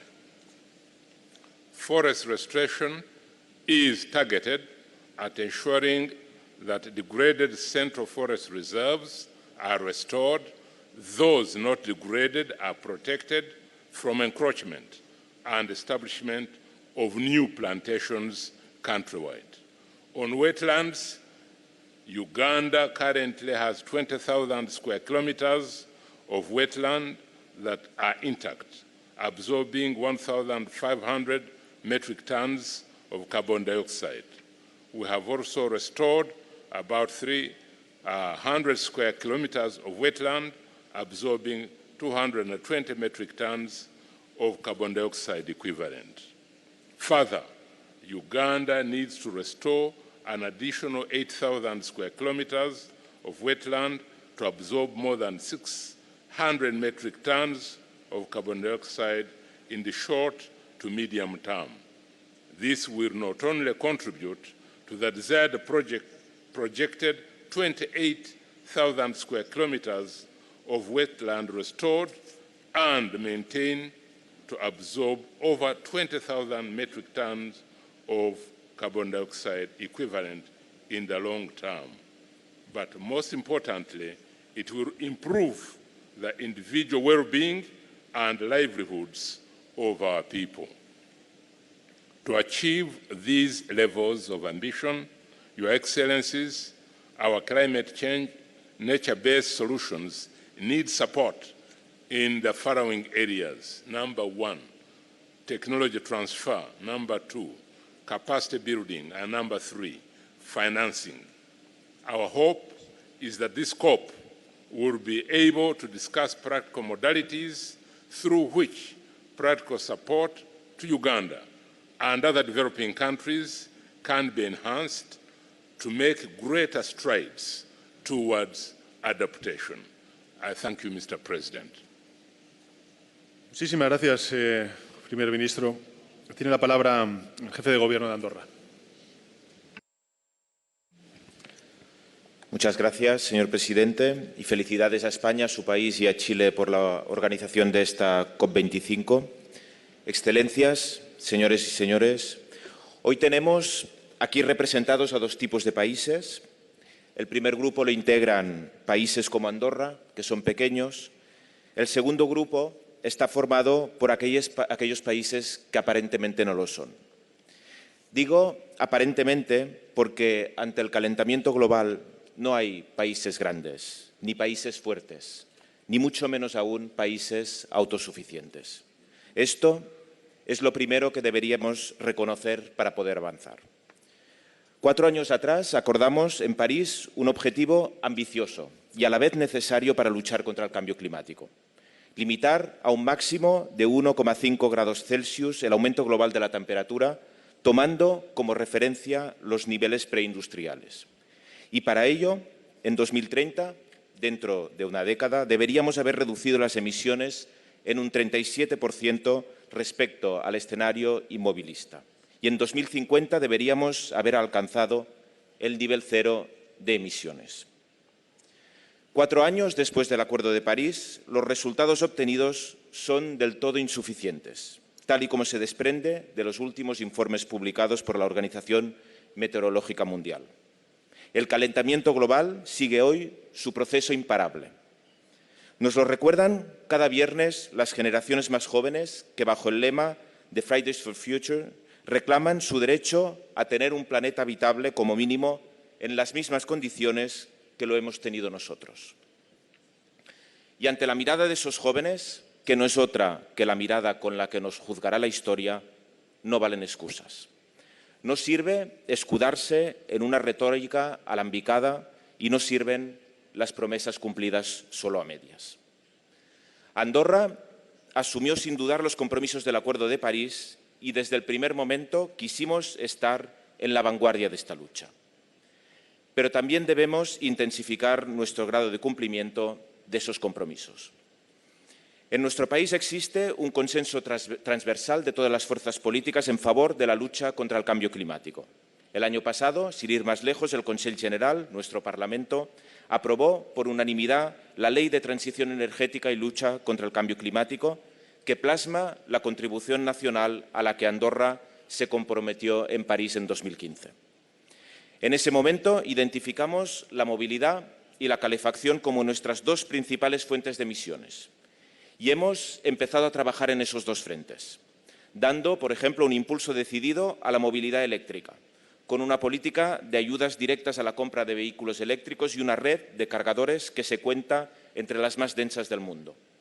Reforzando también el modelo de transporte público con un sistema de movilidad integrada. Estableciendo por ley que todas las obras de nueva construcción deban ser de consumo energético casi nulo. Desarrollando proyectos de district heating para centralizar y hacer más eficiente la producción de calefacción o desplegando una nueva regulación energética que promueve e incentiva el uso de energías renovables, la autoproducción y el autoconsumo. Ello debe permitirnos reducir nuestra dependencia energética, que hoy supera el 85%, aumentando la producción nacional hasta cubrir el 33% en 2030. En esa misma fecha, el 75% de la producción nacional de energía deberá provenir de fuentes renovables. Este es nuestro plan nacional y, sin duda, debemos intensificar de forma muy significativa los esfuerzos en el corto y medio plazo. Porque la lucha contra el cambio climático precisa de la contribución de todos, sabiendo, además, que ningún esfuerzo individual de forma aislada será nunca suficiente. Andorra tiene una larga tradición de defensa del orden multilateral, precisamente por lo que decía al principio de mi intervención, porque formamos parte de aquel grupo de países que ya hace muchos años que se han dado cuenta que ante el reto del cambio climático, como en muchos otros retos a escala mundial, no existen ni países grandes ni países pequeños. Pero en este caso ya no se trata de una defensa del multilateralismo como una cuestión de principios. Es que la respuesta al calentamiento global será multilateral o no será. Por ello, hemos querido alinear todos los esfuerzos en torno al reto de la sostenibilidad. Andorra acogerá en noviembre del año que viene la 27ª Cumbre Iberoamericana de Jefes de Estado y de Gobierno bajo el lema Innovación para el Desarrollo Sostenible, Objetivo 2030. Y por primera vez, después de más de 10 años, hemos recuperado, en el marco de la citada cumbre, la Conferencia Iberoamericana de Ministras y Ministros de Medio Ambiente. Porque creemos firmemente que los diversos foros multilaterales deben remar todos en una misma dirección, que no es otra que la de dar una respuesta efectiva a los grandes retos de nuestro tiempo.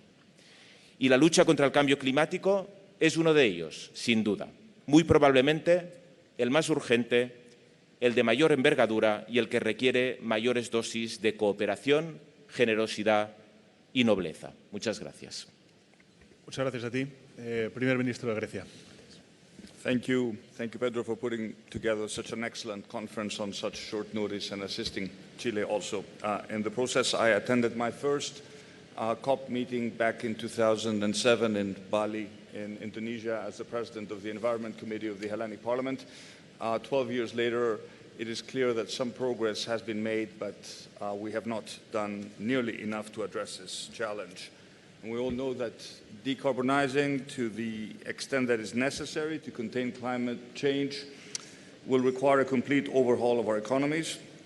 It is a momentous challenge, but it is also a tremendous opportunity.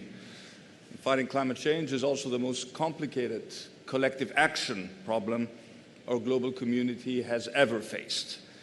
And change by the people who are most alarmed will not be enough. What is also needed is changes in the lives of those who do not yet care enough about the problem.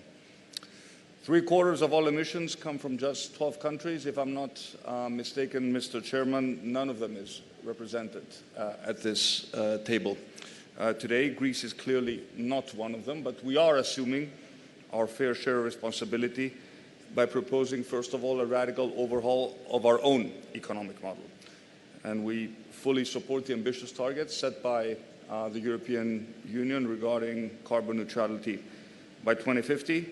But for us, the protection of our unique land, marine, but also cultural natural environment is a source of comparative advantage. And we have finalized our revised National Energy and Climate Plan.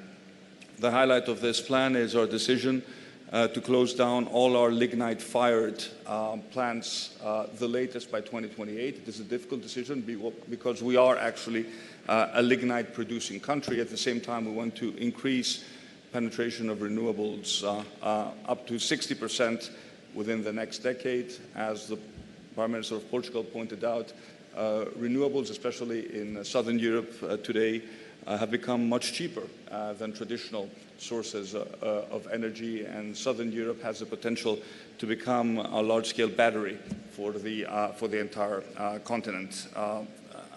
The era of dirty coal is clearly over, and we encourage also other European countries that heavily rely on coal to set equally ambitious targets. And we're, of course, looking at the European Commission to support the just transition of our coal-producing regions by providing these countries that step up to the plate with adequate funding. We in Greece believe that these initiatives on their own can mobilize investments that will exceed 40 billion euros within the next decade. And after all, we should never forget that it is the forces of the market economy responding to proper incentives that can transform the machinery of our modes of production. And we sincerely hope that Greece, until recently stigmatized by its deep economic crisis, can be a paradigm of how energy transition and climate action can inspire hope in a new generation and create green jobs and sustainable growth. One last word, climate change does not just affect our coasts and our forests, but also our unique cultural heritage. Trees can be replanted, but the loss of our cultural heritage, whether tangible or intangible, is irreplaceable. We intend to convene a high-level conference in Athens next year to highlight this issue. It is frequently lost in the grand debate about climate change, and under the shadow of the Acropolis, let us make sure that what has withstood the test of time will not be destroyed by the folly of man. Thank you very much. Muchas gracias, primer ministro. Tiene la palabra el primer ministro de Nauru. El presidente de Nauru. Mr. President, we saw a raft of deeply concerning headlines in the lead-up to this conference, including from two of our most prominent international institutions, the WMO and UN Environment. The former confirmed what I suspect most of us already know, that the concentration of carbon dioxide in the atmosphere has continued to climb, with no signs of slowing, becoming something of an annual tradition. This announcement may have gotten lost in the news cycle, but we should recognize it for the horror that it truly represents. It is a scathing indictment of our global efforts to address the most urgent crisis facing humanity. The emissions gap report from UN Environment, also released last week, is uncharacteristic in its frankness. The headline conclusion is, not surprisingly, that the gap between our current emission trends and pathways consistent with 1.5 and 2 degrees continues to widen. But continue reading and you will find a concise summary of the stakes at play. The report states, and I quote, "Climate protection and adaptation investments will become a precondition for peace and stability and will require unprecedented efforts to transform societies, economies, infrastructures, and governance institutions," end quote. So as not to underplay the challenge that this transformation, the report continues, legitimacy for decarbonization requires massive social mobilization and investments in social cohesion to avoid exclusion and resistance to change. Just and timely transitions towards sustainability need to be developed, taking into account the interests and rights of people vulnerable to the impacts of climate change, of people and regions where decarbonization requires structural adjustments, and of future generations. Mr. President, as the leader of a small developing island state, I am not surprised by these conclusions. In fact, it is quite consistent with what small islands and indeed most developing countries have been saying for nearly 3 decades. As the leader of a Pacific Island nation, I am also not so naive as to think appeals to scientific reports will move the most powerful actors in the global economy. It is a political fight, plain and simple. The fact is not lost on a growing climate movement led by our youth around the world. They understand the full implications of the science because they have the most at stake. And they are seizing power on a platform calling for 100% renewable energy, net zero emissions, divestment from the fossil fuel industry, a new Green Deal. A younger generation is seizing power in democratic elections and in the streets, and they are demanding climate justice. Justice is a word that we do not use enough in diplomatic circles, but it should be at the center of our discussion here. The developing world is more than just a new market in which to sell green tech and financial products. There is a carbon debt, and the bill is long overdue. Justice requires that small islands have been calling on for years, like grant-based financing for adaptation, scaling up contributions beyond 100 billion per year, direct access to the climate fund, innovative approaches like direct budgetary support, and a fully funded international mechanism to address loss and damage. Mr. President, the Republic of Nauru recently held its own elections, in which over half the seats of parliament changed hands. My new administration is committed to delivering a transformation change that our voters demand. Ambitious climate action underpins our vision for sustainable development, which will be reflected in our updated nationally determined contribution. Nauru calls on all nations to update their NDCs and for developed countries to raise their financial commitments to support developing countries so that our 1.5-degree goal remains within reach. This is a global effort in which all nations can and must contribute. A good example for Nauru is our friend Taiwan, who has made enormous contributions to sustainable development of Nauru. The credibility of the Paris Agreement rests on a single question going forward. Can it deliver ambition consistent with its stated goals? We have 12 months to give a positive answer. Doba, thank you. Gracias, presidente. Tiene la palabra el primer ministro de Eslovaquia. Thank you very much. Dear Excellencies, ladies and gentlemen, first let me thank the governments of Chile and Spain for not giving up and organizing this conference under quite difficult circumstances. And this proves that we, international community, consider climate change the most challenging phenomenon we have ever faced. Slovakia understands the need for urgent action. The IPCC special reports gave us warning, but also a hope. Warning that there is no time to lag in action, and the hope that there are available technologies, solutions, and options which can help us to avoid the most catastrophic impact of climate change and will to put them in use for the sake of our planet. Historically, in the last 30 years, Slovakia has undergone radical structural changes. We have experienced changes in heavy industry, a large drop in energy consumption, changes in agriculture, expansion of transport and telecommunication services. And we have become a more service-oriented economy while keeping our manufacturing industry and becoming the world leader in car production per capita. Our greenhouse gas emissions decreased by roughly 41% since 1990, not only due to stricter air protection legislation, but also due to significant fuel switch from coal and oil to natural gas and renewables, and transformation to less energy-intensive industrial activities. Today, we need to repeat this experience, but at a much higher level. We support a plan to make Europe the first carbon-neutral continent, and we have the same plans for our own country too. We are already reflecting these ambitions in our strategic planning, particularly in our energy and climate plans up to 2030 and our low-carbon development strategy up to 2050. And this strategy is due to be finished by the beginning of the next year. Let me give you some concrete examples of our domestic decisions. Firstly, we have found the courage to make politically difficult decision of phasing out our coal-fired electricity production by 2023.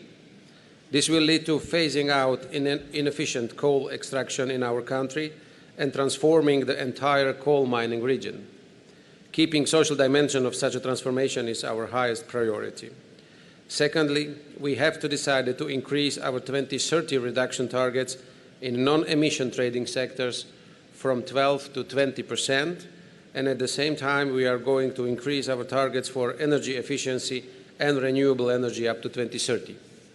Also, Slovakia made a decision to allocate additional 2.5 billion euros for climate and environmental investment in the next decade. Internationally, this year, for the first time, Slovakia has made a contribution to the Green Climate Fund and plans to continue to do so in the next coming years. As I have already said, we understand the urgency for climate action and arguments the science has provided. Therefore, we have raised our ambition and we support speeding up the action to achieve climate neutrality by 2050. Excellencies, ladies and gentlemen, combating climate change will require strong partnership from global to local levels and across all sectors. And we must not allow the fear of losing political popularity or business profit to be greater than all rational arguments. Instead of undermining economic growth, climate action generates new opportunities that can be also profitable for economically rational. Our world has the resources, technology, and knowledge to address the climate and sustainable development challenges. We need to change our old mindset and unite in this challenging time of transformation. And let me assure you that Slovakia is ready for such a transformation. Thank you very much. Muchas gracias, Peter. Tiene la palabra el primer ministro de Guiné-Bissau. Muito obrigado, Sr. Presidente. Começaria por agradecer o Governo da Espanha pelas condições criadas para a realização desta cimeira, assim como ao Governo do Chile pela sua contribuição na preparação desta cimeira. A Guiné-Bissau é um país insular, costeiro, saeliano,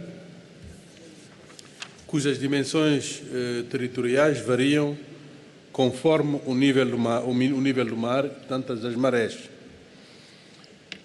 Quer dizer que é um país extremamente vulnerável às mudanças climáticas.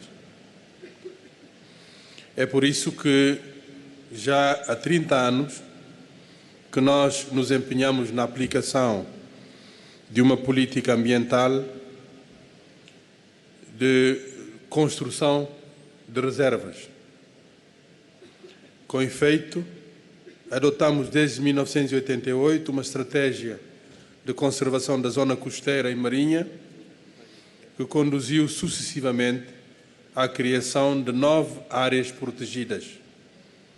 Entre essas áreas protegidas, temos uma área marinha e uma reserva da biosfera no arquipélago dos Bijagós, que corresponde a uma superfície de quase 27% do território nacional. Assim, nós ultrapassamos largamente a meta de 11% estabelecida no âmbito da Convenção da Diversidade Biológica. Adotamos um Plano Nacional de Gestão Ambiental, assim como uma estratégia e Plano de Ação Nacional sobre a Diversidade Biológica. Esse processo está em vias de consolidação, com a adoção pelo nosso país de um Plano de Ação Nacional de adaptação às alterações climáticas e, mais recentemente, com as contribuições nacionais determinadas para o cumprimento dos Acordos de Paris e o primeiro relatório bianual de atualização no âmbito da Convenção, uma Convenção Quadro das Nações Unidas sobre as Alterações Climáticas. Senhor Presidente, minhas senhoras, meus senhores, o Governo da Guiné-Bissau adotou recentemente o seu Plano Estratégico Operacional Terra Arranca, um plano de desenvolvimento que colocou em harmonia com a Agenda 2030 das Nações Unidas, assim como com a Agenda 2062 da União Africana, tendo igualmente em conta o roteiro de Samoa e New Deal. O que quer dizer que toda a nossa estratégia de desenvolvimento tem que estar em consonância com a visão que nós temos de preservação das áreas climáticas do nosso país. Apesar desse plano estratégico de desenvolvimento se repousar igualmente sobre o desenvolvimento do turismo, esse turismo terá que ser marcado pelos pressupostos do ecoturismo. Nessa base, todas as forças da sociedade do nosso país se mobilizam para o efeito. Neste domínio, gostaríamos de enfatizar o Plano de Investimento para a Energia Sustentável da Guiné-Bissau 2015-2030, a moratória de mais de 5 anos de corte e exportação de troncos a nível nacional, a fim de implementar a Convenção do CITES e ratificar várias convenções, tratados e emendas internacionais sobre o ambiente de uma maneira geral. Na base dessa estratégia de desenvolvimento em que nós queremos que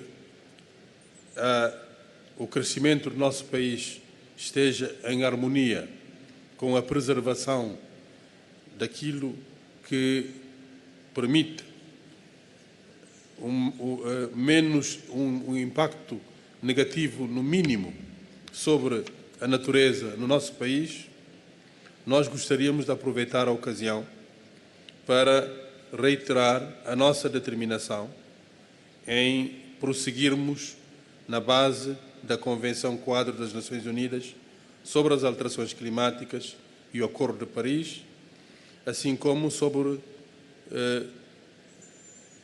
os princípios que orientam a COP25. Para terminar, gostaria de associar-me aos blocos regionais das negociações, designadamente o Grupo Africano, o Grupo dos Países Menos Avançados, assim como a Aliança dos Pequenos Estados Insulares em Desenvolvimento e o Grupo G7 mais China, e estender os meus agradecimentos aos negociadores acima referenciados pela sua coragem e determinação na condução do processo de negociações com muita dedicação e empenho, a fim de sairmos de Madrid com decisões sólidas e direcionadas à implementação dos Acordos de Paris. Muito obrigado. Muchas gracias, primer ministro. Tiene la palabra la primera ministra de Bélgica. Merci.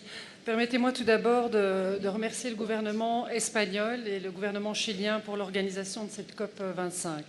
Comme l'a justement souligné le grand-duc de Luxembourg, ensemble, on est plus fort. Et c'est l'esprit, je pense, que nous devrions retrouver durant les travaux, justement, de cette COP25. Un jour viendra où les générations futures étudieront avec précision l'histoire de ce début du XXIe siècle. Ils s'intéresseront certainement à l'évolution de nos sociétés et regarderont également les questions prégnantes qui les traversaient. Parmi celles-ci, ils trouveront sans aucun doute le dérèglement climatique. C'est une urgence qui dépasse les continents, qui dépasse les cultures, mais aussi les courants politiques. Notre monde doit s'engager collectivement et de manière plus forte et plus concrète dans la lutte contre le réchauffement climatique. Engagé auprès de l'Union européenne qui a adopté les instruments qui l'amèneront à réduire ses émissions de gaz à effet de serre de 40% à l'horizon 2030, mon pays, la Belgique, est prête à faire preuve d'ambition. Nous sommes prêts à revoir notre propre trajectoire climatique afin de garantir une contribution juste et conséquente de la Belgique à l'effort commun indispensable à la poursuite des objectifs de l'accord de Paris. Plus globalement, nous encourageons l'Europe à adopter dans les prochains jours Une politique de long terme qui vise à instaurer la neutralité carbone et qui démontre notre ambition et notre détermination à atteindre les objectifs de l'accord de Paris.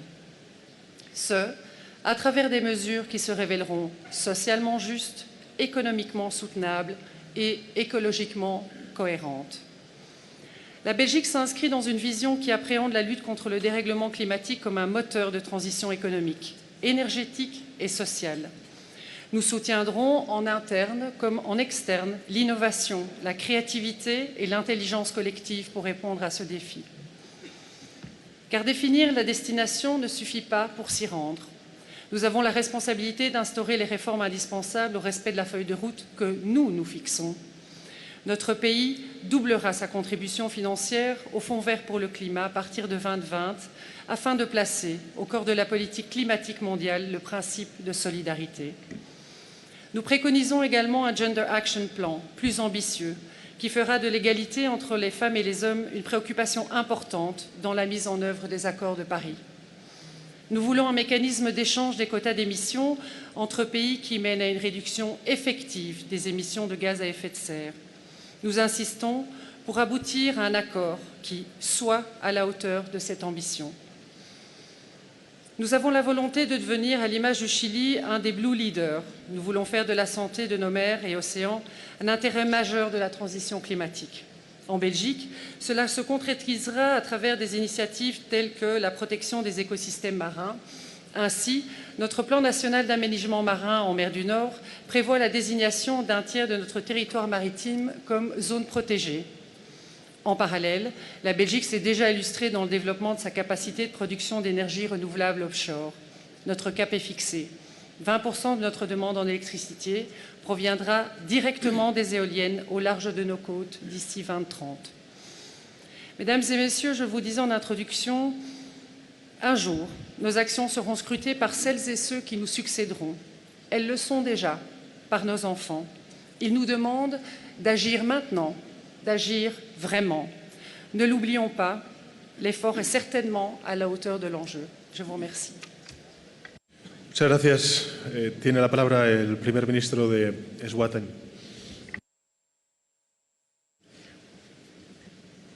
Excellencies, honorable ministers, distinguished delegates, ladies and gentlemen. It is my greatest honor to address the UN Climate Change Conference, and I bring with me warm greetings from His Majesty King Mswati III and the Queen Mother from the Kingdom of Eswatini. I would like to thank Chile as the presidency and the host country Spain for generously hosting us here in Madrid, albeit at short notice. Madam President, let me begin by reminding this gathering that this COP is critical as it marks the beginning of a concrete implementation of the Paris Agreement in 2020. It is therefore critical that this COP delivers on key issues to operationalize the Paris Agreement. In addition, this COP should enhance ambition on mitigation, adaptation, and finance to fast-track efforts towards a less than 2 degrees worldwide. It is important to note that for countries in Southern Africa like Eswatini, the IPCC 1.5 degrees report has highlighted that our countries are likely to become drier and drastically warmer, even under the 1.5 or 2 degrees centigrade of global warming scenario. Hence, enhanced ambition is necessary for us. We are calling for a fair, balanced, and inclusive process in deliberating on issues in this COP, taking into consideration the pressing developmental needs of developing countries, especially African countries, and the need for ecosystems to adapt naturally as articulated in Article 2 of the Convention. Eswatini is deeply concerned of the lack of leadership from developed countries responsible for historical greenhouse gas emissions that have significantly contributed to their economic development. It is especially disheartening that some of these developed countries are opting for withdrawal from the Paris Agreement, whilst others are reluctant to be part of the second commitment period of the Kyoto Protocol. Such actions further worsen the current trajectory when it comes to attaining a world below 2 degrees. The Kingdom of Eswatini therefore call on developed countries to renew their commitments and demonstrate leadership in making the world a better place for present and future generations. Like most developing countries, Eswatini fully supports the agenda of COP25. Adaptation is no longer an option but a necessity for developing countries, as we are already battling impacts of climate change spanning from devastating typhoons, uncontrollable veld fires, deadly floods, and resistant pests that threaten not only our environment and fragile ecosystem, but also our livelihoods. It is therefore important that this COP addresses both mitigation and adaptation in a balanced manner. In addition, we saw international mechanisms for loss and damage is critical for addressing needs of developing countries related to loss and damage under the convention, and this COP should deliver on enhancing the effectiveness of the WIM as a mechanism of the convention. Eswatini welcomes the $9.7 billion pledge by developed countries under the first replenishment of the Green Climate Fund. However, this falls very short compared to the initial pledge of $10.2 billion and way below the $100 billion per year by year 2020. Such funds are inadequate for the implementation of developing countries. In that regard, Eswatini calls for additional adequate, predictable and grant-based financial resources to enable developing countries to deliver on concrete mitigation and adaptation actions. Lastly, Eswatini wishes and its delegation that this meeting be successful. The world is watching, Chair, and is counting on us to deliver on concrete decisions that will keep the global temperature way below 2 degrees, safe enough for future generations. The Republic of China, Taiwan, has been very instrumental in addressing the issues of climate change. Our prayers for the admission of China, Taiwan, and that the world will recognize the strides she has made and admit her to such forums. I thank you, Mr. President. Muchas gracias, primer ministro. Tiene la palabra el príncipe de Mónaco. Muchísimas gracias. Monsieur le Président du gouvernement espagnol, Mesdames et Messieurs les chefs d'État et de gouvernement, Excellences, Mesdames et Messieurs, tout d'abord, je tiens à remercier chaleureusement le gouvernement espagnol d'avoir apporté son soutien à la présidence chilienne de la COP, ce qui a permis la tenue de cet événement important du multilatéralisme en 2019. Voilà 28 ans qu'à Rio a été adoptée la convention qui nous réunit aujourd'hui. Au fil des années, le caractère vital des enjeux climatiques est apparu à tous, à quelques exceptions regrettables que l'histoire jugera. Mais si nous voulons réellement tenir les objectifs fixés par l'accord de Paris, dont les scientifiques nous disent qu'ils sont un minimum, nous n'avons d'autre choix que d'être plus volontaristes que nous l'avons été jusqu'à maintenant. Mon pays s'est fixé, comme beaucoup d'États ou de grandes collectivités, un objectif clair de réduction de nos émissions de gaz à effet de serre pour atteindre la neutralité carbone en 2050. C'est pourquoi la Principauté rejoint l'Alliance pour l'ambition climatique lancée par le président Piñera du Chili. Mais le rythme de décroissance de nos émissions est encore trop lent. À fin 2017, le dernier chiffre validé par le secrétariat de la Convention, nous en étions à peine à moins de 15% par rapport à la base de 1990. Si je rappelais le sommet de la Terre de 1992, c'est parce que nous sommes quasiment à mi-chemin de 2050, c'est dans 30 ans.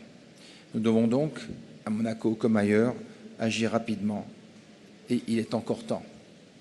À cette fin, un plan climat, air, énergie à l'horizon 2030, où notre objectif est d'atteindre moins 50%, est en cours de finalisation avec une action sur les principaux secteurs émetteurs. Nous nous devons d'éliminer d'ici là totalement les déchets plastiques à usage unique, car les plastiques représente aujourd'hui, et vous le savez, je pense, aujourd'hui près de 90% des émissions générées par le secteur des déchets. Nous interdirons totalement le fioul pour les chauffages d'immeubles en 2022. Les textes sont déjà adoptés car ils représentent encore près de 15% de nos émissions totales. Dans le même temps, et même si notre mix énergétique est déjà très peu carboné, nous développerons l'utilisation des énergies renouvelables, solaires notamment, ainsi que celui des réseaux de chaud et de froid à partir de pompes à chaleur eau de mer qui satisfont déjà près de 20% de notre bilan énergétique global. Enfin, dans le domaine du transport, nous diversifierons nos modes de déplacement alternatifs avec la mise en œuvre d'un réseau de vélos en libre service à assistance électrique qui connaît déjà un très grand succès. La transition au tout électrique du réseau de transport en commun devrait être achevée dans la décennie à venir et le soutien à l'utilisation des véhicules électriques ou hybrides, qui représentent déjà plus de 5% de notre parc automobile, se poursuivra. Pour tout cela, il nous faut l'appui de la société civile. C'est pour cela que nous avons lancé l'an dernier le Pacte national pour la transition énergétique qui vise à sensibiliser et mobiliser la société civile et le secteur privé. L'engagement de la Principauté de Monaco se traduit aussi par le soutien de mon gouvernement et de ma fondation à des projets dans les pays ne faisant pas partie de l'annexe 1, tant en termes d'adaptation que d'atténuation. Nous avons également, il y a peu, annoncé notre soutien à hauteur de 3,75 millions d'euros à la reconstitution du Fonds vert pour le climat. Mais je voudrais insister sur un point que nous négligeons encore trop souvent, c'est la situation des océans. Il y a 2 mois à Monaco, le GIEC a rendu public un rapport spécial sur les océans et la cryosphère face au changement climatique, pour l'établissement duquel nous nous sommes largement impliqués. Ce rapport a précisément démontré les risques majeurs que courent les océans confrontés au changement climatique et avec eux l'ensemble de notre planète. Ces risques, nous devons les connaître. C'est l'élévation du niveau des mers qui pourrait être de plus d'1 mètre, la multiplication des vagues de chaleur marine qui pourraient être 50 fois plus nombreuses à la fin de ce siècle. C'est l'acidité des eaux qui augmente d'ores et déjà et continuera à le faire, menaçant de nombreuses espèces. C'est aussi la biodiversité marine qui est menacée. Ce sont des écosystèmes entiers qui risquent de disparaître. Et à travers cela, ce sont les principaux équilibres de notre planète qui sont aujourd'hui fragilisés. Les solutions existent aujourd'hui pour mieux gérer, pour mieux protéger nos océans. Elles sont à la fois juridiques, politiques, réglementaires, économiques ou techniques. Il faut que cette Blue COP nous permette de les souligner et de les mettre en œuvre. Il faut que chacun s'en saisisse et prenne sa responsabilité historique dans cette cause essentielle qu'est aujourd'hui la protection des océans. Enfin, au nom du groupe d'intégrité environnementale qui comprend la Géorgie, le Liechtenstein, le Mexique, la République de Corée, la Suisse et la Principauté de Monaco, je voudrais dire que nos négociations au titre de l'article 6 offrent une occasion sans précédent d'accroître l'ambition des contributions déterminées au niveau national. Nous espérons également que cette COP permettra de renforcer le mécanisme international de Varsovie sur les pertes et les dommages. Enfin, nous encourageons tous les pays à soumettre rapidement des contributions déterminées au niveau national améliorées ainsi que des stratégies de développement à faible émission pour 2050 afin de respecter les objectifs de l'accord de Paris. Je vous remercie. Muchas gracias. Tiene la palabra el primer ministro de Estonia. Thank you, Excellencies, ladies and gentlemen. Allow me to start with thanking the Chilean COP25 presidency for their leadership, and Spain, Pedro, you personally, for help and hosting this important session of the Conference of the Parties. This teamwork is a true example of multilateralism. Today's summit is vital for kickstarting the year 2020 towards enhanced global climate action.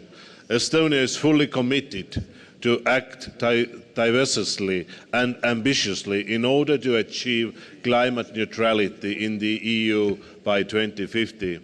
We see our national long-term low-emission strategy as a good opportunity to reshape our economy and energy system, the way it benefits all. We know the process will be challenging, requires large-scale investments, particularly for our energy sector currently largely dependent on oil shale. However, with strategically smart decisions, investments to innovation, efficient and clean technologies are profitable in the long term. We know that the transition is achievable, effective, and we want to make it a success story for Estonia. Nevertheless, transition can only work if it goes to the deep roots of our society and people's behavior. We have already started by initiating the World Clean-up Day in 2008 that has advanced the green way of thinking. Our technology companies have recently signed a Tech Green Pledge with the ambition to be carbon neutral in their action by 2030. This initiative has already spread around Estonia, now covering more than 70 companies across Europe that are willing to find innovative solutions tackling climate change. Our IT companies have impressive capabilities in green technology and this market power in thinking spreading. Our local community sector has started developing green municipality model for Estonian municipalities, local communities and local businesses to transform their activities to a sustainable basis. Dear colleagues, Estonia is determined to step towards the green transition, and I am confident that this COP takes us closer to the goals we agree in Paris. Thank you. Muchas gracias, Yuri. Tiene la palabra el primer ministro de la República Checa. Monsieur le Président, nous avons 40 minutes de retard, alors j'ai réduit mon discours de 7 minutes à 3 minutes. Excellencies, ladies and gentlemen, the European Union is clearly the leader in the climate change agenda. The EU produces roughly 9% of the global emissions, and yet we have been intensely discussing the transition towards climate neutrality. Between 2017 and 2018, the EU decreased CO2 emissions by 80 million tons, but the rest of the world increased by 1,020 million of tons. Long-term strategies of some large emitters don't indicate any improvement, but rather the opposite. Without stronger involvement of the rest of the world, we cannot save the planet. So far, there are not only insufficient global goals, but also insufficient endeavor to meet them and means how to enforce them. Although the commitments are not the same for all states, the key is how to accomplish them. In the Czech Republic, we not only fully support the goals, but we are currently well on track to fulfill our commitments. In 2017, our greenhouse gas emissions were 35% below the 1990 levels and are projected to decrease significantly further over the next decade. At the same time, our economy has grown 5 times since 1990, showing that economic growth and emissions reduction are feasible through technological progress and innovations. In recent years, the Czech Republic has adopted several ambitious climate policies with the aim to achieve our mid- and long-term goals. The Czech Republic has been fully committed to keep its 2020 EU climate and energy obligations, and I am glad to announce that we will meet the 2020 goals or even we will go beyond. We expect the reduction by 43% by 2030. Our long-term goal is to reduce emissions by 80% by 2050. We cannot forget the cost of reducing greenhouse gas emissions. They are huge. Economic models show that the average annual cost of reaching even the current emission reduction targets for 2030 will be extremely high. Given the very different starting positions, the Czech Republic will rank among the most affected EU member states. The Czech Republic's economy strongly depends on industry and fossil fuels. Decreasing dependency on coal and strengthening low-emission energy sources will represent a substantial challenge, even we invest a lot in the new technologies, research and development. I am absolutely convinced that the further development of nuclear energy as a zero-emission source must be encouraged. We also take seriously the need to to further develop renewable energy sources, but without substantial increase of nuclear in the energy mix, it is not possible to reach carbon neutrality in the Czech Republic.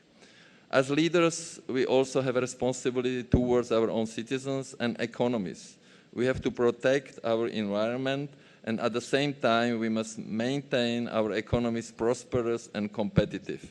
In this regard, the European Union cannot remain abandoned as the most ambitious actor in this struggle to adapt its economies to the ongoing climate change.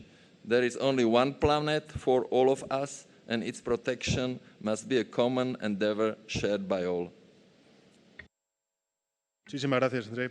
Tiene la palabra el secretario de Estado del Vaticano. Thank you, Mr. President. Excellencies, ladies and gentlemen, I have the honor to read a brief extract of the message that Pope Francis has addressed to Mrs. Carolina Schmidt, President of COP25. For years after the adoption of the Paris Agreement, we must admit how far words are from concrete actions. Today, there is a growing agreement on the need to transform our development model, to encourage solidarity, and to reinforce the strong links between the fight against climate change and poverty. This is further demonstrated by the many initiatives implemented or in progress. There remains, however, much concern about the ability of such processes to respect the timeline required by science, as well as the distribution of the costs they require. From this perspective, we must seriously ask ourselves if there is the political will to allocate more human, financial, and technological resources to mitigate the negative effects of climate change, as well as to help the poorest and more vulnerable who suffer from them the most. We are facing a challenge of civilization in favor of the common good and of a change of perspective that places human dignity at the center of our action, which is clearly expressed in the human face of climate emergencies. Young people today show a heightened sensitivity to the complex problems that arise from these emergencies. We must not place the burden of the next generation to take on the problems caused by the previous ones. Instead, we should give them the opportunity to remember our generation as the one that acted together to preserve and cultivate our common home. May we offer the next generation concrete reasons to hope and work for a good and dignified future. Pope Francis hopes that this spirit will animate the work of COP25, for which he wishes every success. Thank you, Mr. President. Muchas gracias. Tiene la palabra el primer ministro de Montenegro. Poštovani predsjedavajući, ekscelencije, dame i gospodo, zadovoljstvo mi je da danas učestvujem na ovoj izuzetno važnoj konferenciji. Zahvaljujem domaćinu Kraljevini Španiji na efikasnoj organizaciji. Crna Gora nacionalnim ustavom određena kao ekološka država dijeli posvećenost međunarodne zajednice traženju najboljih odgovora na klimatske promjene. Vlada je nakon širokih konsultacija nedavno utvrdila predlog zakona o zaštiti od negativnih uticaja klimatskih promjena. Učinili smo to jer vjerujemo da borba za zaštitu životne sredine nije samo naša međunarodna obaveza, već interes ove i generacija koje dolaze. Usvajanje Pariškog sporazuma pomoglo je artikulisanju i usmjeravanju ukupnih napora u borbi protiv klimatskih promjena na globalnom i nacionalnom planu. Na tom poslu svi moramo biti još određeniji i direktniji u primjeni. U tom cilju Crna Gora je dugoročno planirala razvoj na principima niskih nivoa emisije gasova sa efektom staklene bašte, kao i razvoj ekonomije otporne na klimatske promjene u skladu sa nacionalno utvrđenim doprinosom. Naš udio u globalnim emisijama je izuzetno mali, svega 0,09%.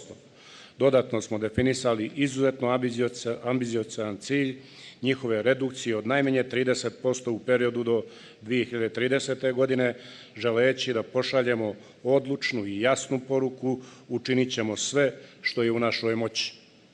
Crnogorska ekonomija već nekoliko godina bilježi dinamičan rast sa projektovanim ulaganjima od preko 1,7 milijardi eura u zaštitu životne sredine, prvenstveno kroz kapitalne razvojne projekte u oblasti energetike, saobraćaja, turizma, industrije i poljoprivrede. Sve investicije u infrastrukturne projekte koje planiramo uticaće na ukupno smanjenje emisija gasova sa efektom staklene bašte, a samim tim i na ublažavanje efekata klimatskih promjena. Time će se istovremeno postići nacionalni cilj i uspostaviti pravac kretanja ka niskokarbonskoj ekonomiji. Želim posebno da istaknem da je Crna Gora sve svoje potrebe za električnom energijom već ove godine u 2 navrata po nekoliko dana zadovoljavala isključivo iz obnovljivih izvora energije bez grama emisije gasova sa efektom staklene bašte. Obustavili smo gradnju proizvodnih kapaciteta na bazi uglja i potpuno se okrenuli obnovljivim izvorima. Pripremamo se za postepenu dekarbonizaciju saobraćaja i prelazak na savremene modele koji podrazumijevaju niske nivoe emisija. Uvjereni smo da sektor energetike zasnovan na principima održivog razvoja, efikasne upotrebe resursa, ekološke proizvodnje i potrošnje treba biti pokretač u ostvarivanju novih zelenih radnih mjesta i ukupnog ozelenjavanja ekonomije. Ovi napori značajno doprinose uspješnoj realizaciji naših obaveza u pristupnim pregovorima za članstvo u Evropskoj uniji. Dame i gospodo, Crna Gora ostaje snažno posvećena poboljšanju zaštite životne sredine, kvalitetu ekosistema, zaštiti biljnih i životinjskih vrsta, racionalnom i adekvatnom korišćenju prirodnih resursa te ulaganju u čiste izvore energije. Jedini prihvatljivi put za nas je onaj koji je baziran na održivom razvoju sa odgovornim i pažljivim uticajem na životnu sredinu i promjene klime. Hvala vam na pažnji. Gracias, primer ministro. Y tiene por fin la palabra el primer ministro de Tokelau. Honorable Chair, Excellencies, ladies and gentlemen, Maloni, greetings from Tokelau. I would like to join previous speakers in acknowledging our generous hosts, Government of Spain and Government of Chile. Thank you very much. Greenhouse gas emissions continue to rise and are reaching record levels. They show no sign of peaking despite 29 years of climate talks. Recent analysis shows global carbon dioxide emissions from fossil fuel burning and industry grew by around 2.7% in 2018, the largest increase in 7 years. And fossil fuel subsidies is around US $500 billion per year. The last 4 years were the hottest year on record. Sea levels are rising, oceans and marine ecosystems are under stress, and we are seeing life-threatening impact of climate change through health, extreme events, and food security. Based on past performance and likely future behavior, the world's nations have not taken enough action that is remotely close to solving the climate peril. Until we collectively find a way to reduce, then stop, and then remove emissions of greenhouse gas into the atmosphere, as articulated in the IPCC 1.5 Special Report on Global Warming, the urgency of the challenge and the threat of losses will only grow. Tokelau fully endorses the common agreement that has been repeated throughout this conference is that the time to act is now. Thank you very much for the opportunity.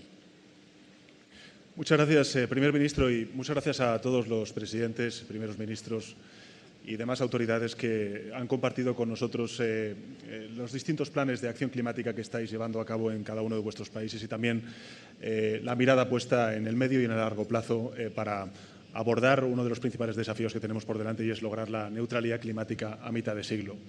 Yo, como ha habido muchos intervinientes que han agradecido no solamente el compromiso de Chile, sino también el apoyo de España a la celebración de esta cumbre, quería, en primer lugar, trasladaros que esto no es más que el ejemplo de la solidaridad entre países hermanos, que nos sentimos una parte común de esa comunidad iberoamericana a la cual hoy queremos rendir tributo y que hay además aquí otros países también que pertenecen a esa comunidad iberoamericana. Y en segundo lugar, trasladaros en nombre del Gobierno de España y sin duda alguna también en nombre del Gobierno de Chile, me atrevo a decir, nuestro compromiso con la agenda multilateral. La agenda multilateral que evidentemente está sufriendo un momento complicado, un momento complejo, probablemente por la falta de voluntad y por la falta de compromiso político de algunas de las principales economías, de los principales países del orden multilateral. Pero sí que quería subrayar el compromiso y sobre todo el liderazgo de Naciones Unidas y en particular de su secretario general, Antonio Guterres, que hoy creo que en la intervención de la inauguración de esta COP nos ha dejado claro cuáles son no solamente los objetivos, sino las tareas que tenemos todos los líderes políticos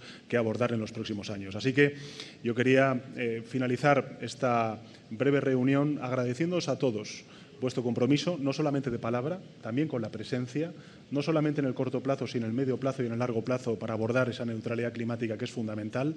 Vuestro compromiso también con la agenda multilateral, el reconocimiento de todos los que estamos aquí presentes al secretario general de Naciones Unidas, a todos y cada uno de los que forman parte de los que hacen desde Naciones Unidas posible esta COP y dejaros, si me permitís, simplemente una reflexión.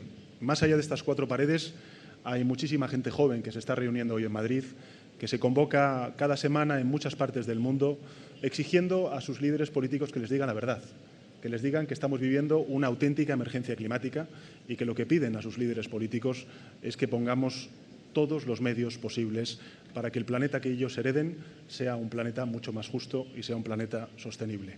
A eso estamos convocados en estas 2 semanas y os animo a que trabajemos todos juntos en lograrlo y, desde luego, aquí, desde el Gobierno de España y también con el liderazgo de Chile, haremos todo lo posible por propiciar que esos acuerdos se materialicen. Gracias a todos y a todas y se levanta la sesión.